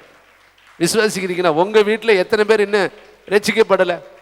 இப்படி வரிசையாக பேரை சொன்னால் எனக்கு டைம் ஆகி போயிடும். எல்லாரும் சொல்லுங்க, நான் விசேஷம். கை தட்டுங்க பார்க்கல, நான் விசேஷமானவன். விசுவாசிக்கிறீங்களா? சொல்லுங்க, நான் எம்மாத்திரம். ஆலயத்தில் ஜெபிக்க நான் எம்மாத்திரம், ஆலயத்தில் ஊழியம் செய்ய நான் எம்மாத்திரம், இந்த பிரகாரத்தில் ஏறி வர நான் எம்மாத்திரம், திருவிருந்து கொடுக்க நான் எம்மாத்திரம், பாட்டு பாட பாட்டு எழுத நீங்கள் எம்மாத்திரம், இங்கே இருக்கிற பிள்ளைகள்லாம் கர்த்தருடைய ஊழியத்தில் நிற்க நீங்கள் எம்மாத்திரம். பழைய ஏற்பாட்டு காலத்தில் சகரியாலாம் உள்ளே போயிட்டு வெளியே வர்றப்ப ஊமையா வந்தேன், ஆனால் உள்ளே போயிட்டு வெளியே வர்றப்ப கிருபையாக வெளியே வர்றமே தேவனுடைய கிருபைங்க. கைத்தட்டி கர்த்தருக்கு நன்றி சொல்லுங்க. ஸ்தேவானுக்கு இல்லாத கிருபை, யாக்கோப்புக்கு இல்லாத கிருபை, யோவான் ஸ்நானகனுக்கு இல்லாத கிருபை, வேதத்தில் எத்தனையோ பரிசுத்தவான்களுக்கு இல்லாத கிருபைய கர்த்தர் உனக்கு எனக்கு கிருபையாய் கூட்டி கொடுத்துருக்க. நல்ல கைத்தட்டி கர்த்தருக்கு நன்றி சொல்லு. எஸ்தருக்கு இல்லாத கிருபைங்க. அம்மா கிடையாது, அப்பா கிடையாது, அனாத எஸ்தர். ஆனா உனக்கு அழகான அம்மா இருக்கு, அப்பா இருக்கு, உன்னை நேசிக்கிறவங்க இருக்காங்க. எஸ்தரை குறித்து ஒரே ஒரு இடத்துல தான் பாக்குறோம். 3 நாள் ஜெபம் பண்ணுனா, அவ 3 நாள் மட்டும்தான் ஜெபம் பண்ணுனா, ஆனா வருஷம் பூரா ஜெபிக்க உனக்கு கர்த்தர் கிருபை பாராட்டி இருக்கிறாரு. கை தட்டி கர்த்தருக்கு நன்றி சொல்லு. ஒன்னு சொல்லு, நான் எம்மாத்திர ஆண்டவர், நான் எம்மாத்திர ராஜா. செத்த நாய் போல கடந்த என்ன நீங்க நோக்கி பார்க்கறதுக்கு நான் எம்மாத்திரம். அருமையான தம்பி தங்கச்சி, பழச கொஞ்சம் திரும்பி பாருங்க. உனக்கு 3 வேளை உணவு கொடுத்தாரு, நீ எம்மாத்திரம். நீ பிரயாணம் பண்ணின பிரயாணத்தை பாதுகாத்தாரு, நீ எம்மாத்திரம். உனக்கு நல்ல வீடு கொடுத்தாரு, எம்மாத்திரம். உனக்கு நல்ல உருவ அழகான அமைப்பை கர்த்தர் கொடுத்தாரு. ஒருவேளை நீ பிறக்கும் பொழுதே ஒரு கண் இல்லாமல் பிறந்திருந்தா உன் நிலை என்ன? பிறக்கும் பொழுதே உன்னுடைய தலையில முடி இல்லாமல் பிறந்திருந்தால் உன்னுடைய நிலை என்ன? பிறக்கும் பொழுதே நீ குள்ள மனுஷனாய் பிறந்திருந்தால் உன்னுடைய நிலை என்ன? பிறக்கும் பொழுதே சூம்பின உருப்போடு நீ பிறந்திருந்தால் உன்னுடைய நிலை என்ன? உனக்கு திருமணமே நடையாக்காமல் இருந்திருந்தால் உன்னுடைய நிலை என்ன? எல்லாவற்றிலும் உன்னை விட்டு கொடுக்காமல் கர்த்தர் இதுவரை நடத்தி இருக்கிறாரே. கைத்தட்டி கர்த்தருக்கு நன்றி சொல்லுங்க. இதெல்லாம் நினைச்சு பார்த்தீங்களா? நம்ம எம்மாத்திரங்க. தேவனுடைய இறக்கம் இருக்கு இல்லையா? அந்த இறக்கத்துக்கு முன்னாடி சொல்றதுக்கு ஒண்ணுமே கிடையாது. தாவீது என்னத்தை போய் சொல்ல முடியும்? அன்னைங்க 7 பேர் இருக்கேன், அவனுக்கு இல்லாதங்க சொந்த அன்னைங்க முன்னாடி கர்த்தர் அவனை அபிஷேகம் பண்ணார். கைதட்டுங்க பார்க்கலாம். அன்னைங்கெல்லாம் அபிஷேகத்தையே பார்த்ததே கிடையாதுங்க. அபிஷேகம்னா அவங்க அன்னைங்களுக்கு தெரியவே தெரியாதுங்க. ஆனா பயங்கரமான ஒரு பராக்கிரமமான அபிஷேகத்தை கர்த்தர் தாவீது மேல வந்து ஊத்துனாரு பாருங்க. அந்த அபிஷேகம் சகலத்தையும் செய்யும். கைதட்டுங்க பார்க்கலாம். இன்னைக்கு உங்க வீட்டில் எத்தனை பேர் அபிஷேகம் பெறாம இருக்காங்க தெரியுமா? ஆனா நீ அபிஷேகம் பெற்றிருக்கிறியே, சொல்லுங்க, கிருபை கிருபை கிருபை கிருபை கிருபை கிருபை கிருபை. இவ்வளவுதானா உங்களுக்கு? நன்றி சொல்லுங்க ஏசப்பா. வார்த்தையே கிடையாது, வர்ணிக்கவே முடியாது. அதனால நன்றி ஜெபம். நான் அதை திரும்பி பாரு, அதை செய்வார் இதை செய்வார் செஞ்சதை நான் ஞாபகப்படுத்துகிறேன். ஆவியானவருடைய ஒத்தாசையோடு உனக்கு எத்தனை நன்மை செய்திருக்கிறார். இன்னைக்கு ஹாஸ்பிட்டலுக்கு கொண்டு போறாங்க, 2 லட்சம் கட்டு, 5 லட்சம் கட்டு, 7 லட்சம் கட்டு, இல்லாட்டி காப்பாற்ற முடியாதுங்கிறாங்க. ஆனா ஆஸ்பத்திரிக்கு போகாதபடி கர்த்தர் நம்மளை காப்பாற்றி வருகிறாரு. கைத்தட்டி கர்த்தருக்கு நன்றி சொல்லுங்க. நன்றி சொல்லுங்க. இன்னைக்கு எத்தனை பேர் ஐசி வார்டில் இப்ப இருக்காங்க தெரியுமா? மாத கணக்கில் ஐசி வார்டில் இருக்காங்க, வருஷ கணக்கில் ஐசி வார்டில் இருக்காங்க. ஒரு மதுரை மிஷன் ஹாஸ்பிட்டலுக்கு நான் போயிருக்கிறப்ப ஒரு அருமையான அம்மா என்னை கூப்பிட்டு, தம்பி அங்கே உள்ள பாருங்க. நாங்கள் பார்த்தேன். அங்கே பார்க்குறப்ப ஒரு வாலிப பையன், இப்போ தான் திருமணமான பையன் படுத்திருந்தான். அவனுடைய மனைவி வெளியே கண்ணீர் மல்க அழுது கொண்டு இருந்தாங்க. அப்போ அந்த அம்மா என்கிட்ட சொன்னாங்க, அவங்களுக்கு காலத்தை முடிச்சுட்டு போயிட்டாங்க, ஓட்டத்தை முடிச்சுட்டு போய் நம்ம ஊழியத்தில் இருந்தவங்க தான். அம்மா என்கிட்ட சொன்னாங்க, தம்பி அவர் வீட்டுக்காரரு 2 கிட்னியும் போச்சு, 1 மாதம் அவர் வாழ்கிறதே கஷ்டம்னு டாக்டர் சொல்லிட்டாங்க. இந்த பொண்ணு அழுதுகிட்டு வெளியே கிடக்கு. அங்கிட்டு பக்கத்தில் பார்த்தா சின்ன பையன் தான், நம்ம கிருபாவை விட சின்ன, ஜானை விட சின்ன பையன் ஒருத்தன் 2 கிட்னி ஃபெயிலியர் படுத்திருக்கிறான். அவனுக்கு டயாலிசிஸ் நடந்துக்கிட்டு இருக்கு. 2 கிட்னி அவுட். அவன் கண்ணீரோடு இந்த பெற்றோர் நிற்கிறாங்க. ஆனால் இன்னைக்கு 50 வயது, 40 வயது, 55 வயது, 49 வயது ஆகி 60 வயது ஆகி கூட நம்முடைய பிள்ளைகளுடைய கிட்னி அழகாய் செயல்படுது. கைதட்டுங்க. எம்மாத்திரம் நீ ஏமாத்திரம், உன் வீடு ஏமாத்திரம், உன் திறமை ஏமாத்திரம். ஒன்னே ஒண்ணுதாங்க, தேவனுடைய கிருபை, தேவனுடைய கிருபை, தேவனுடைய இரக்கம், தேவனுடைய தயவு, தேவனுடைய ஈவு. இதை கொஞ்சம் திரும்பிப்பார். நன்றி மட்டும் சொல்லு. உன் கண்ணுக்காக நன்றி சொல்லு, உன் மைண்டுக்காக நன்றி சொல்லு, உன் ஹேருக்காக நன்றி சொல்லு, உன் விரலுக்காக நன்றி சொல்லு. ஒரு வேளை உன் விரல், ஒரு விரல், 2 விரல் இல்லைன்னு வச்சுங்களே, உங்களை அதை சொல்லியே திருமணம் முடிக்காம நிப்பாட்டிருப்பாங்களே. யோசித்து பாருங்க தேவனுடைய பிள்ளைகள். பூ விழுந்த கண்ணு உனக்கு இருந்திருந்தா உன் வாழ்க்கையில திருமணம் என்பதே இல்லாமல் போய் இருக்குமே. நீ பருவம் எய்யாமல் இருந்தா உன்னுடைய வாழ்க்கையில திருமணம் என்பதே இல்லாமல் போய் இருக்குமே. எல்லாவற்றையும் கர்த்தர் கொடுத்தாரு. உனக்கு எல்லா அபியாசங்களையும் கர்த்தர் கொடுத்து இந்த உலகத்தில் உன்னை வாழ வச்சிருக்கிறாரு. நீ ஏமாத்திரம், நீ ஏமாத்திரம். சொல்றேன் பாருங்க, என்னை நோக்கி பார்க்கறதுக்கு நான் ஏமாத்திரம். அப்பா கிடையாது, அம்மா கிடையாது, தாய் கிடையாது, தகப்பன் கிடையாது. நான் அனாதை போல 2 கால் ஒடிஞ்சவன். என்ன போய் நீங்க நினைச்சு பார்க்கறதுக்கு நான் ஏமாத்திரம். அது தினந்தோறும் ராஜா கிட்ட சாப்பிட்ற அளவுக்கு எனக்கு பாக்கியம் கொடுத்துருக்கிறேன். நான் ஏமாத்திரம்.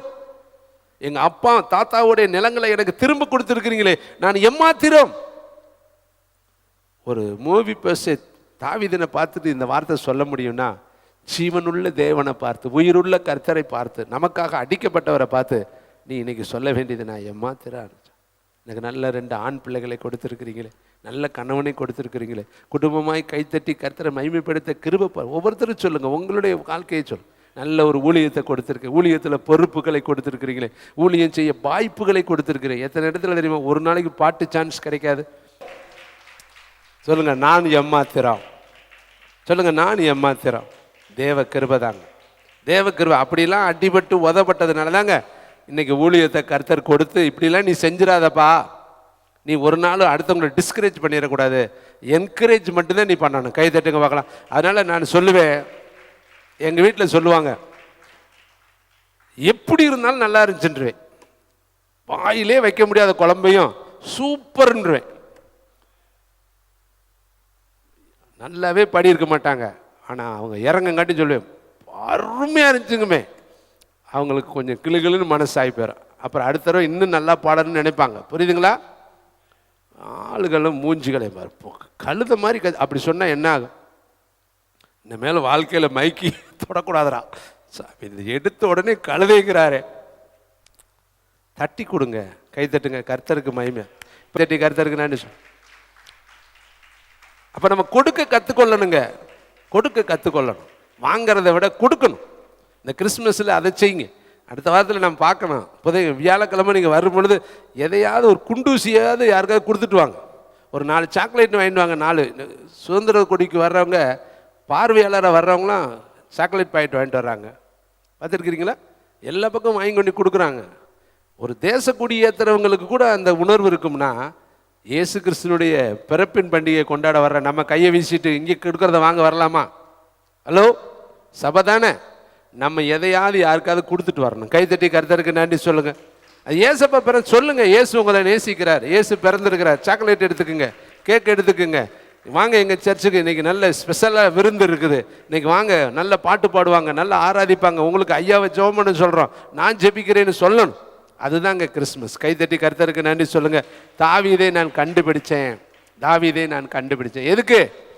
மாடு மேய்க்கவா, ஆடு மேய்க்கவா, அல்லது பிச்சை எடுக்கவா? ராஜாவாக நான் தெரிந்து கொள்வதற்காக. கைத்தட்டுங்க. கர்த்தர் ஒருத்தனை கண்டுபிடிச்சாருன்னா டாப் டு டாப் உயர்த்துவாருங்க. உயர்த்தினாலும் உயர்த்தினார் பாருங்க. யோசேப்பு மன்னனா உயர்த்தினார். கைத்தட்டுங்க பார்க்கலாம். தாவீதை உயர்த்தினார் பாருங்க, மன்னனா உயர்த்தினார். கர்த்தர் தெரிந்து கொண்ட பாத்திரங்கள் எல்லாம் உலகத்துல சிகரமாய் கர்த்தர் உயர்த்தினார். உங்களையும் அப்படி உயர்த்துவார். இங்க இருக்கிற அநேகர் ஸ்டாரா மாறுவீங்க. அண்ணா சினிமா ஸ்டார் நினைச்சிடாதீங்க, ஆவிக்குரிய ஸ்டாராய் கர்த்தர் மாற்றுவார். இங்க இருக்கிற உங்களை கொண்டு உலகத்தை கர்த்தர் அசைக்க பண்ணுவாரு. நான் ஜெபம் பண்றதெல்லாம் இங்கிருந்து உலகத்தை அசைக்கிற தேவனுடைய ஊழியர்கள் எழும்பணும். அப்போஸ்தலர்கள், தீர்க்கதரிசிகள், மெய்ப்பர்கள், சுவிசேஷர்கள், போதகர்கள் எழும்பணும். டிபி ஜோஸ்வாக்கள் எழும்பணும், டிஜிஎஸ்கள் எழும்பணும். இங்கிருந்து ரெயின்காட் பொங்கைகள் எழும்பணும். இங்கிருந்து சார்லஸ் பின்னிகள் எழும்பணும். இங்கிருந்து தேவனுடைய நாமத்தை மகிமைப்படுத்தி கர்த்தரே தேவன் என்று திருஷ்டாந்தரப்படுத்துற எலியாக்கள் எழும்பணும்னா என் இருதயத்தின் விருப்பமும் நான் தேவனை நோக்கி பண்ணக்கூடிய ஜெபமா இருக்குது. நீங்க தாங்க அந்த நபர்கள், நீங்க தான் அந்த நபர்கள். டிஜிஎஸ் ஐயா ஒரு நாள் வியாதிக்காரனுக்காக ஜெபிக்கிற இடத்துல போய் நின்று கேட்டாராம், அமெரிக்காவில எல்லாம் சுகமளிக்கிற ஊழியக்காரங்க இருக்காங்களே ஆண்டவரே, இந்தியாவில் ஒருத்தருமே இல்லையப்பா, யாரையாவது எழுப்புங்கன்னு சொல்லும் பொழுது ஒரு சத்தம் கேட்டுச்சான், யாராவது கிடையாது, நீ தான் அந்த மனிதனார. கைதட்டி கர்த்தர், நீ தான் எழும்பணும். இன்னைக்கு உட்கார்ந்து இருக்கிற உங்களை கைதற்றவர்களா இல்லைங்க, உலகத்தை அசைக்கிறவர்களாய், உலகத்தை அசைக்கிறவர்கள் இங்கேயும் வந்துட்டாங்கன்னு சொல்ற அளவுக்கு தேவன் உங்களையும் என்னையும் மாற்றும்படியாகத்தான் இந்த இடத்துல வந்திருக்கிற. சொல்லுங்க, தாவீதை கண்டுபிடிச்சவரு என்னையும் கண்டுபிடிச்சிருக்கிறாரு. அன்றைக்கு அப்போஸ்தலர்களை தெரிந்து கொண்டவர் என்னையும் தெரிந்து கொண்டிருக்கிறாரு. பிதாவாகிய தேவன் இழுத்து கொள்ளாவிட்டால் நான் இந்த ஊழியத்தில் வரவும் முடியாது, இந்த சத்தியத்தை அறிந்து கொள்ளவும் முடியாது. இதற்கு நான் எவ்வளவு வேணும் பாத்திரன் அல்ல, கோலும் கையுமாய் தடியுமாக இந்த யோர்தானை நான் கடந்து போனேன். இப்பொழுது 2 பெரிய பரிவாரங்களுக்கு நான் தகப்பனாய் மாறினேன். இதற்கு நான் எவ்வளவு வேணும் பாத்திரன் அல்ல. இங்க இருக்கிற அநேக பிள்ளைகள், குட்டி பிள்ளைகள் இருந்து நான் பார்த்த பிள்ளைகள், இங்க வந்து பருவம் எய்தின பிள்ளைகள் தான் நிறைய பிள்ளைகள் இங்க இருக்கிறாங்க. ஆனா இந்த பிள்ளைகளுடைய பழைய சீரை விட இப்ப இருக்கிற சீர் மகிமையா இருக்கு. கைதட்டி கர்த்தருக்கு நன்றி சொல்லுங்க. இன்னைக்கு இதோ கர்த்தருடைய கையில இவர்கள் அலங்காரமான கிரீடமாய் இருக்கிறார்கள், ராஜ முடியாய் இருக்கிறார்கள், கர்த்தருடைய யுத்த அதிபதிகளாய் இருக்கிறார்கள். எங்ககிட்டே போலாம். கர்த்தரால் எனக்கு நடத்தின பாதைகள் ரொம்ப வித்தியாசம். நீங்க அதனால சோர்ந்து போகாதீங்க. நிச்சயமாய் நீங்கள் உலகத்தை அசைக்கிறவர்களாய் கர்த்தர் மாற்றுவார். ஒன்னே ஒன்று சொல்லுங்க, நான் ஏமாத்துற ஆண்டவரே, நான் ஏமாத்துறோம். வலது பக்கத்தில் உட்கார, இடது பக்கத்தில் உட்கார ஜெபித்து கிடைக்காது, கிருபை இருந்தா தாங்க கிடைக்கும். அவங்க பெற்றோர்கள் ஆசைப்பட்டார்கள், முடியல. ஆனா ஒருவேளை உங்களில் ஒருவரை, என்னில் ஒருவரை பிதாவாகிய தேவன் தெரிந்து கொண்டாரா, நம்ம அங்க உட்கார்ந்து இருப்போமா இல்லையா? கை தட்டுங்க. இது எதனால கிடைக்கிறது? கிருபையினால சிங்காசனங்கள் ஸ்தாபிக்கப்படுகிறது. கை சொல்லுங்க, கிருபை தாங்க இதுக்கு முக்கியம். அந்த கிருபை யாரு? இயேசு. இயேசு இயேசு அவர் கிருபையும் சத்தியமும் நிறைந்தவராய் நமக்குள்ளே வாசம் பண்ணினார். இயேசு தாங்க. இயேசுங்கிற அந்த வார்த்தை அது கிருபையின் வார்த்தை. அவருக்கு பேரு கிருபாகரன். கிருபையின் ஆசனத்துல உட்கார்ந்து இருக்கிறாரா? அப்ப உட்கார்ந்து இருக்கிறவர் கிருபாகரன், உட்கார்ந்து இருக்கிற ஆசனம் கிருபை. அந்த ஆசனத்துக்கு கீழே நீ போனீனா உனக்கு என்ன கிடைக்கும் தெரியுமா? கிருபை கிடைக்கும். கைதட்டி கர்த்தருக்கு நன்றி சொல்லுங்க. நோவாவுக்கோ கிருபை கிடைத்தது, மரியாளுக்கோ கிருபை கிடைத்தது, பவுலுக்கோ கிருபை கிடைத்தது. அந்த கிருபையினால் பவுல் சொல்றாரு, இந்த கிருபையை குறித்து நான் மேன்மை பாராட்டுவேன். என் பலவீனத்துல அவருடைய பலன் எனக்கு பூரணமா விளங்கும். ஏனென்றால் அவர் சொல்லிட்டாரு, இந்த பலவீனத்தை மேற்கொள்ள விட மாட்டேன், என் கிருபை உன் மேல மேற்கொள்ளும். கைதட்டி கர்த்தருக்கு நன்றி சொல்லுங்க. தாவீதை பத்தி கர்த்தர் சொன்னாரு, தாவீதுக்கு அருளின நித்திய கிருபை. அந்த உலகம் முடிகிற வரையும் தாவீது பேரை சொன்னாலே அவர் கிருபை. யோனத்தானின் நிமித்தம் அந்த மோவி போசேத்துக்கு ஒரு கிருபை கிடைக்குன்னா, இந்த தாவீது நிமித்தம் எப்பொழுதுமே கிருபைங்க. சொல்றாரு, தாவீதின் நிமித்தம் நித்திய கிருபை நான் தருவேன். தாவீதின் குமாரனாகிய இயேசு அவர் நித்திய கிருபை நமக்கு கொடுக்கக்கூடியவரா இருக்கிறாரு. இன்னும் நம்ம சொல்ல முடியும், அவர் ஒருத்தனை தெரிஞ்சு கொண்டாரா, ஒருத்தனை வெறுத்துட்டாராம். ஏசாயா மல்கியா புஸ்தகத்தை வாசித்து நான் முடிக்க விரும்புகிறேன். மல்கியா பழைய ஏற்பாட்டின் கடைசி பகுதிக்கு வாங்க. 1ஆம் அதிகாரத்தில் 2வது 3வது வசனத்தை வாசிக்கலாமா? அப்போ தெரிந்து கொள்ளுதல்ங்கிறது சும்மா எல்லாத்துக்கும் கிடைக்காதுங்க. எல்லாரையும் கர்த்தர் தெரிந்து கொண்டான்னு சொல்ல முடியாது. சிலரை கர்த்தர் பார்வோனை போல வச்சிருக்கிறாரு, சிலரை நேப்காத்து நேசர் போல வச்சிருக்கிறாரு, சிலரை யோசேப்பு மாதிரி வச்சிருக்கிறாரு, சிலரை தானியல் மாதிரி வச்சிருக்கிறாரு. பக்கம் நம்பர் 1103வது பக்கம். ஏசா யாக்கோப்புக்கு சகோதரன் அல்லவா? அப்ப ஏசாவும் யாக்கோப்பு யாரு?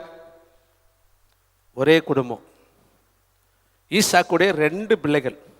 ஈசாக்கு யாரு? தியானம் பண்ணக்கூடியவர். ரெபேக்காள் யாரு? கர்த்தரிடத்துல விசாரிக்கிறவள். 2 பேருமே கர்த்தருடைய பிள்ளைகள். நல்லா தெரிஞ்சுக்கணும். ஆபிரகாமுக்கு பிள்ளை ஈசாக்கு. அப்ப ஆபிரகாம் யாரு? சிநேகிதன். ஆபிரகாம் யாரு? விளக்கரையும் கொடுத்து வெளியே வந்தவன், தேராக கூட்டத்தை விட்டு வெளியே வந்தவன், வாக்கு தத்தத்துக்கு சொந்தக்காரன். அவனை கொண்டுதான் கர்த்தர் இந்த பூமியில அநேக வம்சங்களை உருவாக்கினார். அப்ப ஆபிரகாமுக்கு பேரன், ஈசாக்குக்கு மகன். ஆனா ட்வின்ஸ் 2 பேர் அட்ட டயத்தில் பிறக்கிறேன். ஆனா ஒருத்தனை கர்த்தர் ரிஜெக்டட், ஒருத்தனை கர்த்தர் செலக்டட். கை தட்டுங்க. ஒருத்தனை கர்த்தர் ரிஜெக்ட் பண்ணிட்டாராம். ஏசாவை நான் வெறுத்தேன், யாக்கோப்பை நான் சிநேகித்தேன். உங்க வீட்லயே 2 பேர் இருக்குல்ல, ஒருத்தர் சிநேகிக்கப்பட்டவர்கள், ஒருத்தர் கர்த்தர் இன்னும் சிநேகிக்கலங்க. சினைச்சிருப்பாரு, கொண்டுட்டு வரலையே, அவங்க அப்படியே தான் இருக்காங்க. எத்தனையோ வீட்டில் பாருங்க, அண்ணன் ரட்சிக்கப்பட்டு ஊழியக்காரராக இருப்பார், தம்பி ரட்சிக்கவே பட மாட்டார், அவர் விரோதியாக இருப்பார், பயங்கரமாக இருப்பார். நிறைய வீட்டில் உங்க வீட்லேயே இருக்கு. இப்போ நீங்கள் நம்ம வீட்டில், நான் சர்ச்சுக்கு 4 பிள்ளைங்க ஒரே வீட்டில் வர்றாங்க, அப்பா அம்மா என்ன கர்த்தரை அறியலாம். இது மாதிரி ஒவ்வொரு வீட்லையும் சொல்லிக்கிட்டே போகலாம். உங்கள் வீட்லேயும் எப்படி இருக்கு, கணவன் மனைவி அறிஞ்சிட்டாங்க, கணவன் அறியலை. இன்னும் அப்படியே வரிசையை நீங்கள் பின்னாடி பாருங்க, எத்தனை வீட்டில் அப்படி இருக்கு.